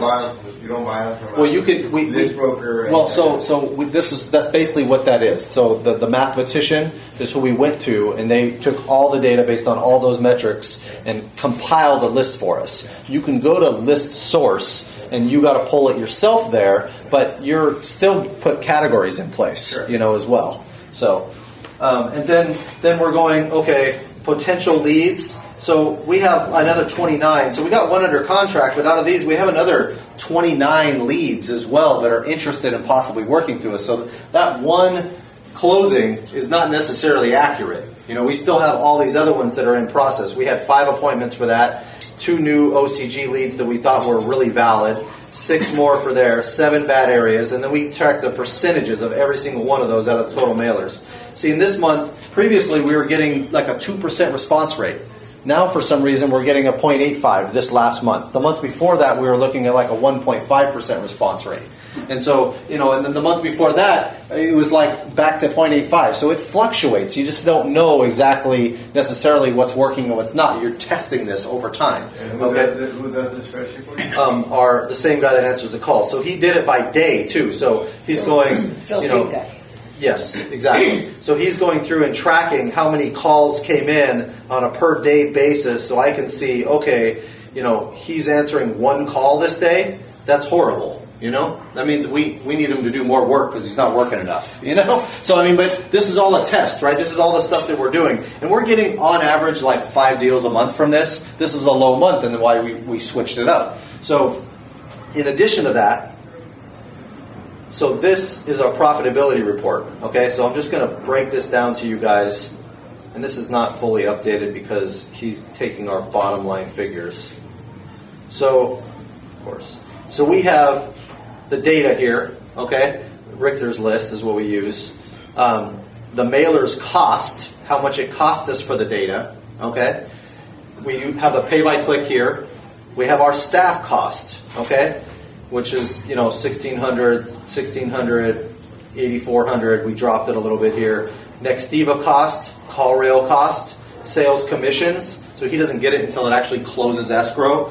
These are the actual low-end profits on every deal that we've done, and then the commissions we get from that outside company. So the low-end profits here, we're looking at, I said $37,000. That's basically 2 deals right there. But in reality, we're making a lot more than that because that number is our buffered numbers where we put buffers in place. We have our full interest for like the entire term. We're nervous about it, so we want to make sure we're overestimating. So really on every one of those deals, we're adding another $5,000 to $7,000 of actual profit involved in these deals above these numbers. And so I just recently had him go back out and and extrapolate that a little bit more, where he's giving me the list of all the property addresses that we got, so I can go back and look at the ones we closed and already resold, so I can update this sheet for actual numbers. Okay, so afterwards, this is just preliminary as we initially buy them, and then afterwards we're going through and changing that up. So then we have,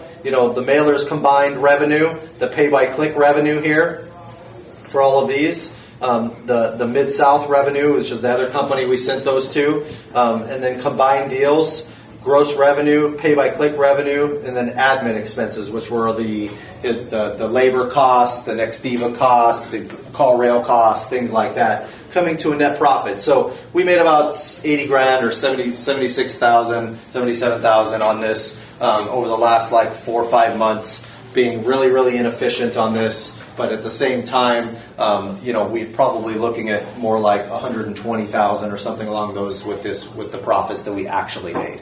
So what you're doing here is you're saying, okay, out of this, what is my cost per deal? Okay, if it costs me $2,000 per deal, which right now I'm looking at about 3. I'm looking at about 3,000 costs per deal, and netting about 15 is what I'm netting on those. And so I'm looking at 12 grand net between the cost of the mailers and my profits on every single deal. So if that's the case, I'm in pretty good shape. So just to kind of give you the things to track when you're looking at this. And so what happens is, we come in and all the leads go into Podio. It's a contact management system, okay? And I go to my acquisition side, and I go to my seller leads, and I have all my leads here. I have 1,500 leads in this database right now. These are the ones on the side here that we need to analyze. These ones we sent to Mid-South to analyze. These are bad areas, opt-outs, the in process that they need to call them. And so if I go click on this lead right here, this Birch property, when it comes in, when the call comes in, our VA is putting all the information in this. Thank you very much. A little hot. Yeah, and so we're going through and saying, okay, it came in, this is an OCG Properties lead. We tag it, bad area, opt out if they're just wanting to get out, in process, all of the different stuff here, okay? Then we go motivation bucket. They're hot or motivated. They're warm. There's no distress. They're cold. They wanted to resell. No contact yet, or have we made a contact on the first attempt, third attempt, sixth attempt? And then their phone number, and then this is our VA, and then the bed and bath. He starts taking all the information about the property as well. So said his parents just recently moved out of the property and they wanted to sell. Okay, Your VA runs Podio too. He does all the Podio stuff. So seeing why I left him in place, even though he's hard to sell, I'm like, I love him for this. I'm an accountant. I want the data. You customize it too? Huh? He customized your Podio? We helped him customize it. So we helped him do all of this stuff. So this is a why you're selling type of thing. And then why they're needing to sell didn't say. We just more and more information here, as much as we can about that property. Then, after that's done, he goes and puts it into that same category, saying OCG Properties right here. Then my brother, my property acquisition manager, will go through and review it in detail and say, go set the appointment. And he's already trying to set the appointment on the phone. If you can't get him to do that, then he's like, well, analyze it first and then get back to you. But the strategy is, on the phone, get the appointment as fast as you can, whether the deal works or not. Get in front of them on the ground there. After that happens, after they set the appointment, then as soon as this appointment's set, it goes into our OCG Properties category. My brother's reviewing it, our guy, and pulling low comps to go give the information to a person that's on the ground doing the appointment. So he can go in and say, okay, this is our bottom line price, okay, minus rehab. Okay? So then that way they know that that's what that is. And then you pay them a commission base plus maybe 25% beneath whatever 25% of any additional discount under what our bottom line price is, if that makes sense. Okay, and they're going with contracts in hand right there at the place, trying to get the contract signed right there. Okay, so this is how we track it. Then he extrapolates this. He extrapolates the call rail stuff. And then that's where he comes up with all those data points that I showed you previously. The VA does? The VA does.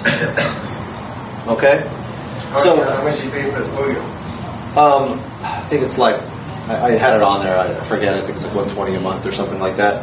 So yeah, it was. CallRail is $108. I think Podio is like $100 a month or something along those lines. We use it for other stuff as well, like lead tracking on investors and stuff like that too. So I had it included in this because we had already had it, you know.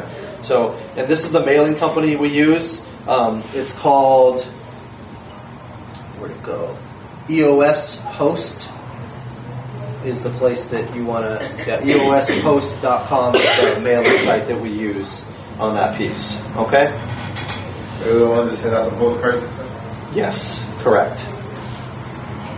Would you use them if you were going in a different state, or is that just for that state that you recommend them? All states, it works. So this is what Richter's list looks like. This is the data set. You can see like it's just thousands of names and addresses, and it's in a format to where you send it like this in the format to that mailer company to get those mailers out, and they send them out for you. They send you a proof and give you the cost and say, okay, we're sending it out. It'll hit. What happens is once you send it out, once they do that, then it hits the mailboxes in a couple days. That's when you start getting a bulk of your phone calls, and they trickle in for 3-4 days, maybe a week afterwards. You know, What Richter's list? Richter's list. This only available. It's exclusive in certain markets. It's already taken in California. So for most of the California market, Richter's list. Yeah, and the data source is a great place to go as well to get that information. Okay. Hey, Matt. Yes. I want to ask something for Podio, right? Pricing really quick. Podio is actually free for anybody that wants to buy it. But the reason why we have to pay for it is also because we have 1 employee that needs to access the account. But if you're only by yourself, then it's actually free. But if you want mobile flow access, which that adds a lot of functionalities on top of what Podio offers, then you need to pay more for that. You want to use it on your phone? If you want to use it on your phone, it's okay. It's free. It's really free. But if you want Globee Flow, that's what it's called, and that is more of an additional third-party plugin that eventually Podio actually acquired. But now it's on top of.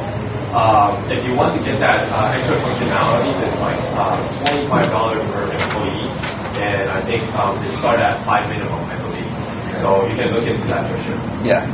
Thanks. Okay, so I am going to change gears a little bit from finding the deals, okay, into how to comp out a property correctly, so that you know what your true value is. Because like I said, that's very much an art, right? You don't want to make the giant mistake of not knowing what your numbers are, okay?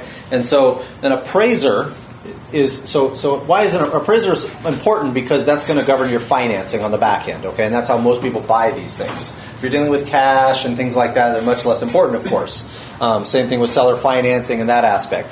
But an appraiser wants to typically see properties within the last 6 months and within a half a mile of the property if possible. And so what if there is nothing that compares? What if there's nothing but unrenovated properties and there's nothing within a half a mile?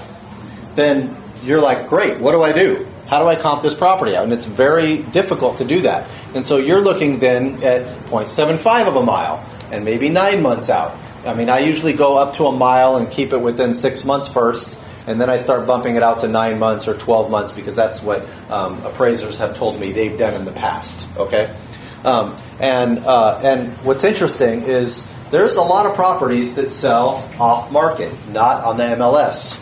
And what we've found is that, you know, in my market especially, there's a lot of people that do turnkey properties. There's a lot of people that, you know, sell properties off market, off the MLS. And so most appraisers only use them from the MLS because that's how they get their pictures to do the comparables, to understand, is that property comparable to this property? And so sometimes it can be difficult, and you have to do appraisal disputes and things like that every once in a while because you have issues with them not using all of the comps that are available. So on the MLS, you might have a very small portion of comps. Off the MLS too, you might have a lot more to choose from. Like I had an appraisal happen to me where they appraised the property about $20,000 less than it really was. And I disputed it and said, here's 10 comps that are not on the MLS, but all within half a mile of the property, when he used something 1.2 miles away for his comp. And so not all appraisers know what the hell they're doing. There's some stupid guys out there, I'm telling you, that don't know their stuff. And so when you look at that piece of things, it's, what happened was when everything blew up in 2008, 9 and everything, you had appraisal management companies step in, and now the lenders communicate with the appraisal management companies, and they took a giant chunk of the revenue and started paying the appraisers less money for those different for what they do. So you had a lot of the good appraisers that knew what they were doing just say, I'm not going to be an appraiser anymore. I'm just going to go and be a realtor instead, because these damn appraisal management companies took all my money. And they were trying to stop the lender from communicating with the actual appraiser directly, because there was an issue there, of course, with fraud and stuff like that happened. But they made this appraisal management company put in place to do that, but then they really messed up a lot of that industry. And so when you're dealing with appraisers, you want to look at those specific comps, and then there's also adjustments. So, like, for example, here's a property, this Boxford property that we just sold, and here's what an appraisal looks like. They're going through and they're saying, okay, here's the comps. I was selling it for $110, which is about $99 a square foot, $100 a square foot. They found one for $122, one for $115, and one for $128. Okay, 91 a square, 92 a square, 95 a square. So they came in, and mine's a 2 and 2, 1,100 square feet, very small house. They went through and said, ours is a 3 and 2, and the square footage is about 230 square foot bigger. So they put a $9,000 adjustment for that based on the square footage, which I think that's something like 25 a square or something along those lines as far as the square footage goes, even though they're selling for 100 a square. So you would think that the appraiser is going to come in and say, hey, whatever that difference is, they're going to go and adjust it based on 100 a square or 90 a square on that adjustment. But they're not. They're using 25 a square. So this can work in your disadvantage, like it is here, where they're taking my 1,100, they're deducting 92, 58, 9,500 for the square footage differences.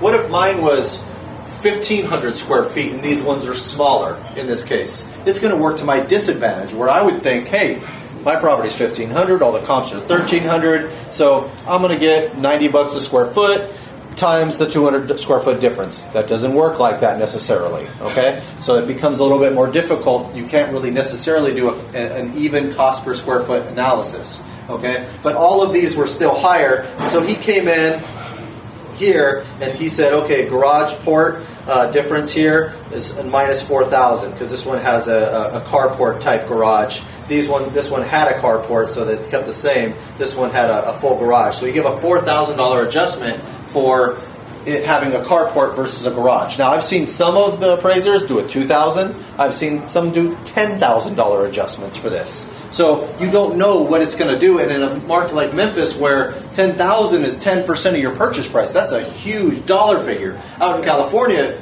not so much. It's not as big of a deal. So, and then we have, we have a really nice back patio porch, so he gave a bonus here for each one of those for us, coming to 110, 109, and 117. Now, looking at this at 110, 109, and 117, you would think maybe, 110 to 117, probably in there, 112, 113, something like that, but he appraised it at 110. No reason. He just raised it at 110. I could have went through and did it. I didn't need to do this dispute, but what if I was selling for 112 or something like that? Not all appraisers are going to try to hit your number. They're going to come in and say, "Oh, this is what I think it's worth. I don't care." So these are the things that, and then they go through and they pull 3 more comps as well on top of that. So they get 3 up front and then 3 additional. Which, let me get down to that. It's page 8. I want to say. So then they pull 3 more: 107, 139.9, and 142. So, and these are going for 106 a square, 108 a square, 0.46 miles, 0.38 miles, 0.2 miles, and so he made his adjustments. This came in at 102, 128, and 131. I don't know necessarily why he didn't use these 2 as higher comps, right? So you can see where this is very subjective. This is not necessarily something that you can just, hope that it works, right? So what you have to do is you have to go to your appraiser at the same time that they're doing their appraisal and you're showing them, you come correct with your comps, with possibly pictures of those comps if they're off market. You go through and actually show them, hey, this is what I see, let me know if you see anything different. Or, I don't know if this helped you at all, because you don't want to step on their toes and piss them off, because then, they have all the power in that relationship at that point, right? So you don't want to go through and do that. You want to be able to go through and say, be really cool with them, but at the same time say, look, this is what I see out there, and this is where I came up with my pricing, just so you understand what I'm seeing. Let me know if you see anything different. Whatever you can do to try to get closer to my price would really help me. Just be as cool as you can with them. But then say, but I don't want you to be unethical. Just do what you think is right. So that type of thing. Because you don't want to put them in a position where they're pissed off, going, dude, this guy's trying to smooze me or whatever. You know what I mean? So it makes that much of a difference, huh? Well, and it's more of a difference in Tennessee than necessarily here, because those adjustments matter a lot more there, because smaller dollar figures, right? So it still costs you $5,000 for a new HVAC system, right? Or $4,000 for a new what's this affecting again? This affecting the loan that the buyer can get, right? Correct, which affects your sale, right? Yeah, right. So but it's that big a deal? It's absolutely, a little bit of difference in money? Oh, it's amazing the difference. So like if you're selling a property for $150,000 and they have a bunch of adjustments and use the wrong comps or something, and you come in at $140, and my profit is $15,000, that sucks, really bad, because then you're like, I just lost all my profit because some stupid appraiser came in with an adjustment of $10,000 instead of $4,000, right? On a garage so you carport can just or make something. up how much you want to charge anyway? What do you mean? Charge $150 anyway. Listed at $150 anyway. Oh, well, no, I listed at what $150 based on what I think the comps are in the market. So I'm selling it based on what I feel the market value is, based on what I'm looking at as the comps. And I'm much more But he's experienced. controlling the loan. He's controlling the loan. So you're sitting Which there controls subject to the his sale whim. because these people don't have enough down payment right. to make up the difference. So Is that yeah, it? or They're so tight they right. can't come up with another Well, $5,000 or something. Well, so it could be that, or mentally they're saying, I'm not going to pay above market value for this. This is the appraiser said that's what it's worth, and so therefore that's what it's worth. And I feel swindled now because of this, right? Yeah. And that's a big problem. That's like they could walk away because there's an appraisal contingency at that point, right? And so that's why it's so important to go to these appraisers and basically, hit them up front beforehand right away and saying, hey, do you have an email? I want to email you everything we did to this property on the construction side. I want to show you that this property, every system is good for 10 years. No other comp has this, right? That type of thing. Showing them that aspect. Okay? You said that the price per square foot, how does that fit into the comparisons? How does the comparison? Okay, so like what I'm saying is that, if my property is 1,500 square feet and the comp that he's using is 1,300 square feet, and that comp is at $100 a square foot as far as the price, I can't just go take 200 square feet difference times 100 a square foot to get to my newer higher price. So a lot of times it's $25 a square foot difference to get to that higher price. Does that make sense? But how do you do that? That's very difficult to do that. I mean, I've had appraisers use unrenovated, totally destroyed houses as comps, and you're like, you're a moron. You look at that and you're like, how is that comparable? Don't be, like ruin your whole deal. Well, right, and so that's where you get real mad at appraisers, because you're like, really? So I mean, this is the type of thing that happens. It can be emotional because it can take away all your profit out of a deal, and you don't have any control over it. So that's the way I'm saying the only control you can have is trying to go through up front and show them everything you did. Show them the higher end materials and appliances you may have put in that these other comps didn't Would have. all that be true? All that stuff you're saying here in this wild market we have? Yes, it'll still happen, but I find the values are rising so much here that and so quickly that you, unless you're really, really stretching it, you're going to be typically okay on your appraised values, a little bit more so. Where the adjustments in this market hurt more than a $10,000 adjustment here compared to there. That's 10%. It's 1% here, or 2% here. Hey Matt, so if a appraiser doesn't budge or barely moves into the number you were hoping for, I think you should get on that. Can you order a second appraisal? You on your can. phone to try and So counter first that? thing you do is you dispute the appraisal. Okay. Second thing you do is you can go and say, I want to order another appraisal. And the only reason that the banks will do that is if they agree with your assessment. So if you're going to dispute the appraisal, you want to line out in detail, this is all the reasons why. Here's the specific comps, here's the rehab bids comparable to his stuff. And so you're almost doing his job up front and saying, here's the comps, why is mine better? You know? And so you do that, and what's funny is that you do that and you're right because you line it all out correctly and you have a real strong argument. So the lender agrees with you and says, okay, we're going to order another appraisal, you know. But in the dispute, if you dispute it, if they change it too much, that shows that they were incompetent in the first place. Right. And I've seen them have the wrong square footages on there. I've seen them do the adjustments in the wrong direction and stuff like that, and still say, oh no, I'm not changing it, because then they look like idiots because they did it all wrong in the first place. And so that's a big problem. I'd much rather just order another appraisal then, you know. So in addition to that, if it still doesn't come in correctly, then you don't have to do the deal. The buyer doesn't have to do the deal. You can say, you put the rest down. You know, go ahead and put the rest down. Otherwise, we don't have a deal. You can get out if you want. We'll give you your earnest money back. You know, type of thing. Because it sucks. You have to go find another buyer. This is why, you know, a lot of properties fall out of contract, you know, because of issues like this with loans, you know, that happen. Because in every market it's different. Could you imagine trying to get an appraisal, you know, 6 months after the market crashed, when there was no liquidity in the market at all? In the last crash that we had, there was no loans happening because there was no liquidity at all. So the only closings that were happening were all cash closings. And so you had big issues with appraisals during that period of time. You know, we lost a lot of money during that time, you know, because of that issue alone. So, okay, let's talk a little bit about, we don't have a lot of time, I got like 5 minutes left, and I want to talk a little bit about how to raise capital and the legal aspects of things here and how to sell a house. So first, how to sell a house, get it on the MLS, one. Get it on every other listing site you can find. Okay, there's compilation sites that will allow you to do this. Like VFlyer is a good site that will go and syndicate it to all of them. A lot of the MLSs now will syndicate to those sites. Make sure you get, I personally think it's imperative to get like that layout type view, to put that as a picture on your stuff. Make sure you get 20, 30 pictures, you know, on there. Take a video walkthrough of the property.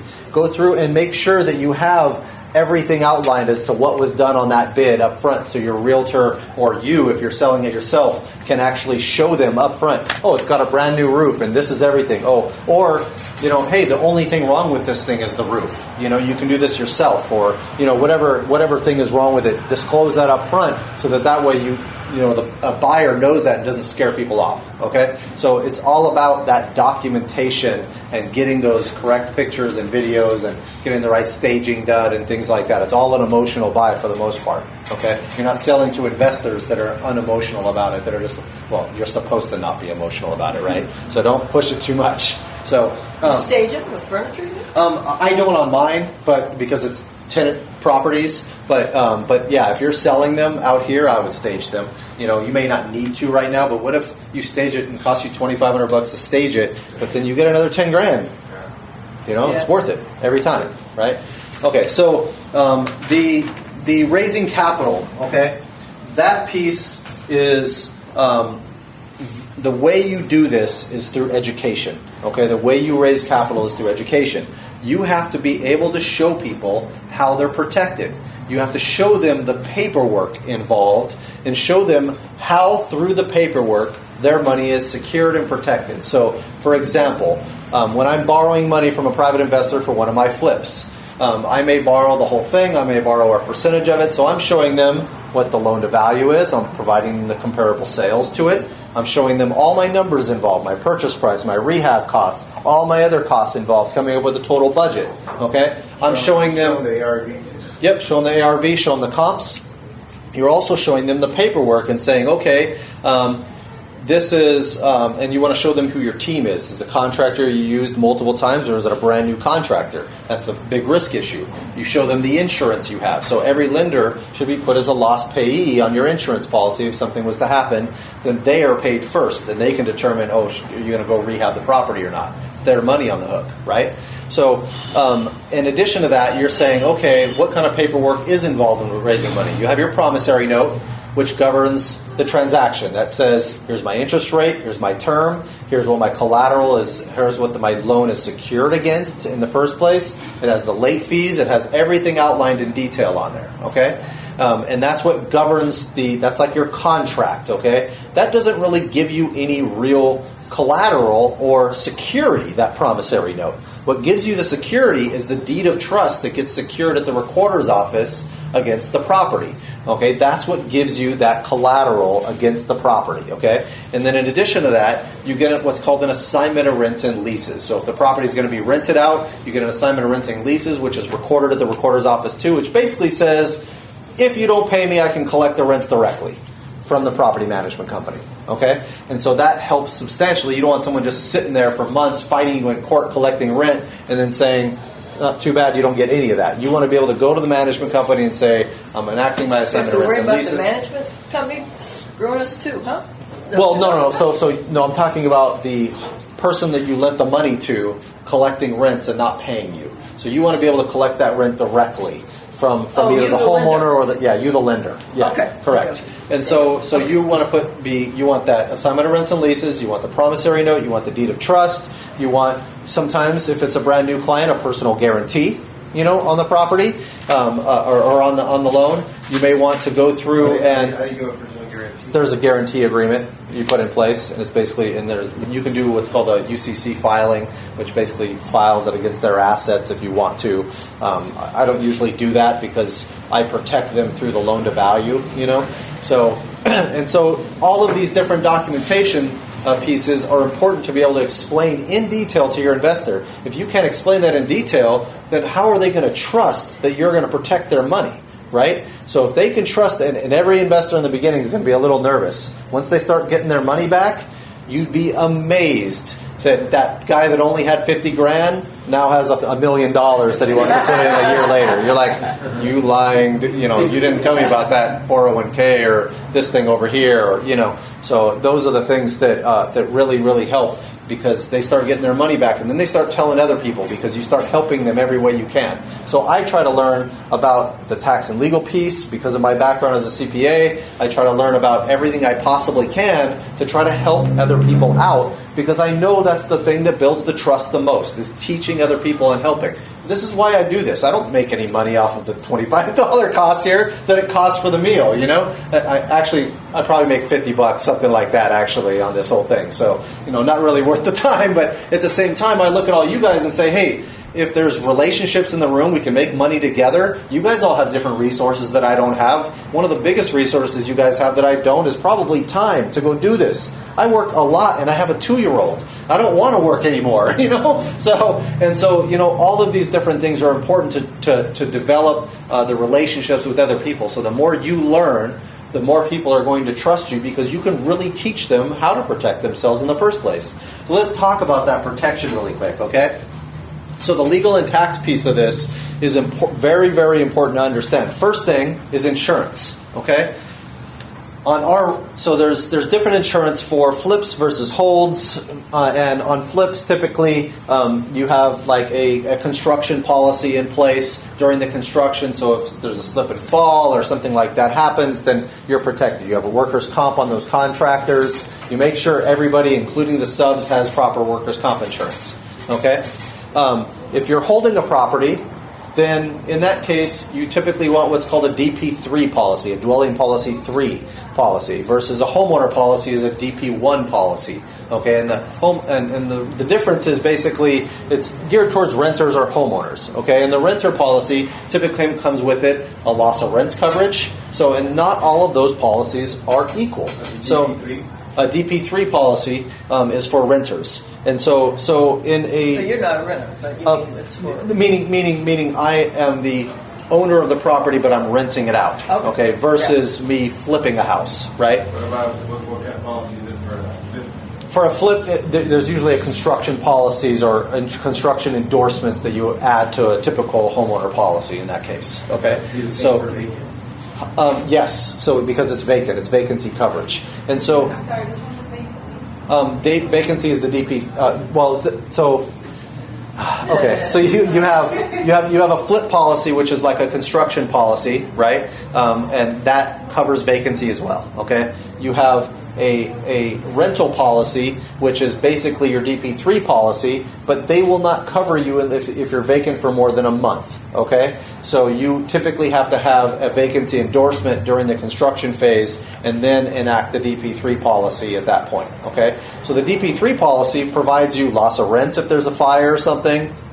It provides you general liability insurance, which we have a $2 million general liability policy and 12 months of loss of rents coverage. Okay. Not all companies do that. No, they don't. And so this is the key difference, okay, between insurance companies. Some insurance companies, or the vast majority of them, will give you what's called depreciated value coverage, which basically means you buy a house for $100,000 in 10 years, you have a fire.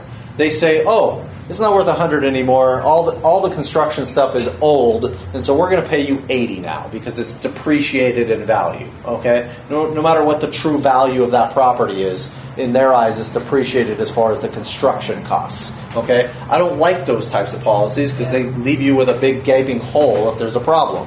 I get what's called full replacement cost coverage, which basically says, we will rebuild your house for you and replace it completely the way it was, and we get builder code upgrade coverage as well, meaning any changes in code over the years that happen, they will upgrade it to current code as well, which is typically required. You don't want to have, all of a sudden they change it in California where you need major, energy efficiency stuff in there for code, and it costs you another $20,000 to rebuild and fire, and they don't cover that piece. So in addition to that, most policies don't cover. They don't cover like dog bite coverage or domestic violence and things like that. So we get some policies that include those things or don't have those exclusions in place. Okay, so that's the insurance piece when you're dealing with construction. Okay, when you're dealing with a should I shut that or yeah, probably. So when you're dealing with legal liability protection, what you're really looking at is how do I mitigate risk from someone suing me, okay? Not the tax side, but the legal liability piece from someone suing you, okay? Now, this depends on how good your insurance is and how much your net worth is in the first place. If you're not worth anything, then what are you trying to protect by putting it in entities, right? You're trying to protect someone from suing you and garnishing your wages, okay? That's a concern. Okay, but that's usually done if there's something negligent involved or something like that happens, right? And you have to talk to your insurance agent or your attorney for all of this information because I don't know anything. Okay, so but I'm not an attorney, so I'll advise you on the tax side. But in reality, when it comes to the legal piece, you're looking at your net worth. You're looking at what are you trying to protect in the first place, and the liability associated with that asset. There's a lot of liability when you're flipping a house, right? What if the insurance company doesn't pay, or you messed up and that one guy didn't have workers' comp and gets hurt? There's some major liability issues there. So I would personally, if you're flipping, try to put it into another entity when you're dealing with that piece. Okay? If you're holding property, in my eyes, it's a lot less liability as long as you have a really solid insurance company that is AAA rated that will actually pay out. The number one thing for insurance companies is will they pay you? Well, they always tell you they will. So, well, of course, but that's why you got to go with the higher rated ones instead of the guys that have horrible ratings that are known for trying to fight you on your stuff. And so when you're looking at the liability piece, when you buy a property, don't immediately open an entity, and don't open an entity before you own any assets. It's a waste. Okay, you're going to end up costing you $800 a year in California, for that entity. For what? To hope that you buy a property in the future? So wait till you get that deal, then put it into the entity and after that, okay? So most traditional lenders, if you're getting a traditional loan, you can't buy it in an LLC anyways. You have to buy it in your own name and then put it into an LLC afterwards. Okay, and usually for that, you want that, if you have multiple properties, you probably want to put it into an LLC. Some attorneys will say, put a property in each entity. And it depends on how much equity is inside that entity in the first place. So if you have $20,000 of equity in 5 houses each, and it's like $100,000 total, why are you going through and putting in a new LLC to protect your 20 grand of equity, in each one of those other houses? So the reason like they tell you to do that is because if someone slips and falls and gets hurt on one property inside that LLC and you have 4 more, they can go after the equity in those other properties, right? So it's like a risk mitigation technique, and this is if the insurance company doesn't pay you in the first place, is what you're really backing yourself up for. Okay? Now on the tax side, typically you want to go through and put it in place where most of the time it's an LLC that's going to flow through to your individual name. Okay, when you're doing capital gains and flips, put it into an LLC. You can go through and all that capital gain will flow through to you personally. Ordinary income. You keep saying capital gains. I'll tell you in a second. Okay, so it's either short-term or long-term capital gains, unless you are Different deemed rates for a those? dealer. Yeah, short-term is ordinary income rates, but it's not ordinary income. Okay, so it's ordinary income tax rate, which is different because if your ordinary income is income you're working for, right? Unless it's associated with real estate, in which case it can be capital gains, which short-term capital gains is ordinary income rates.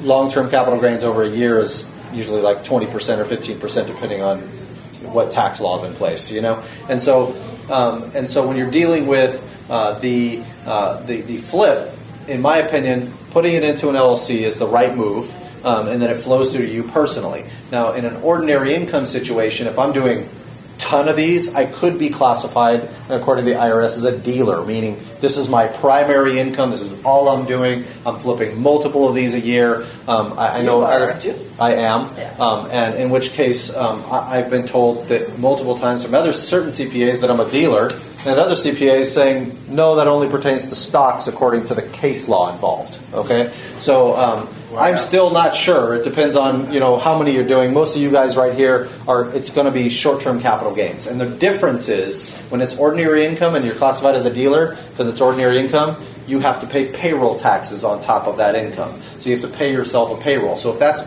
any ordinary income, I would put it into an S corporation versus an LLC because you mitigate some of those payroll tax issues. Okay, I'm not going to get into the nitty-gritty of all of it right now, but just understand ordinary income is usually S corp or sole proprietorship, and you have to make a certain amount of income before it makes sense to put it into an S corporation, because at that certain amount of income, that's when it starts benefiting you on the payroll taxes. Okay. What's the time process on getting an LLC? Like, if I would get a house and a contract, start doing whatever? You can get an LLC done in a week or less. And say I start doing construction, and that time something happens to one of the workers, and say for my own home, my property, if I should try to look into putting that into a trust or something, getting a Trust does not stop you from having liability.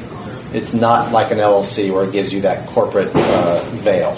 Okay, a trust basically still carries with it the same because you're the beneficiary of the trust. Typically, that it's gonna fall on you. Okay, as far as liability goes. The trust under someone else, your own personal property or your own personal stuff, and opening up the LLC and that time process.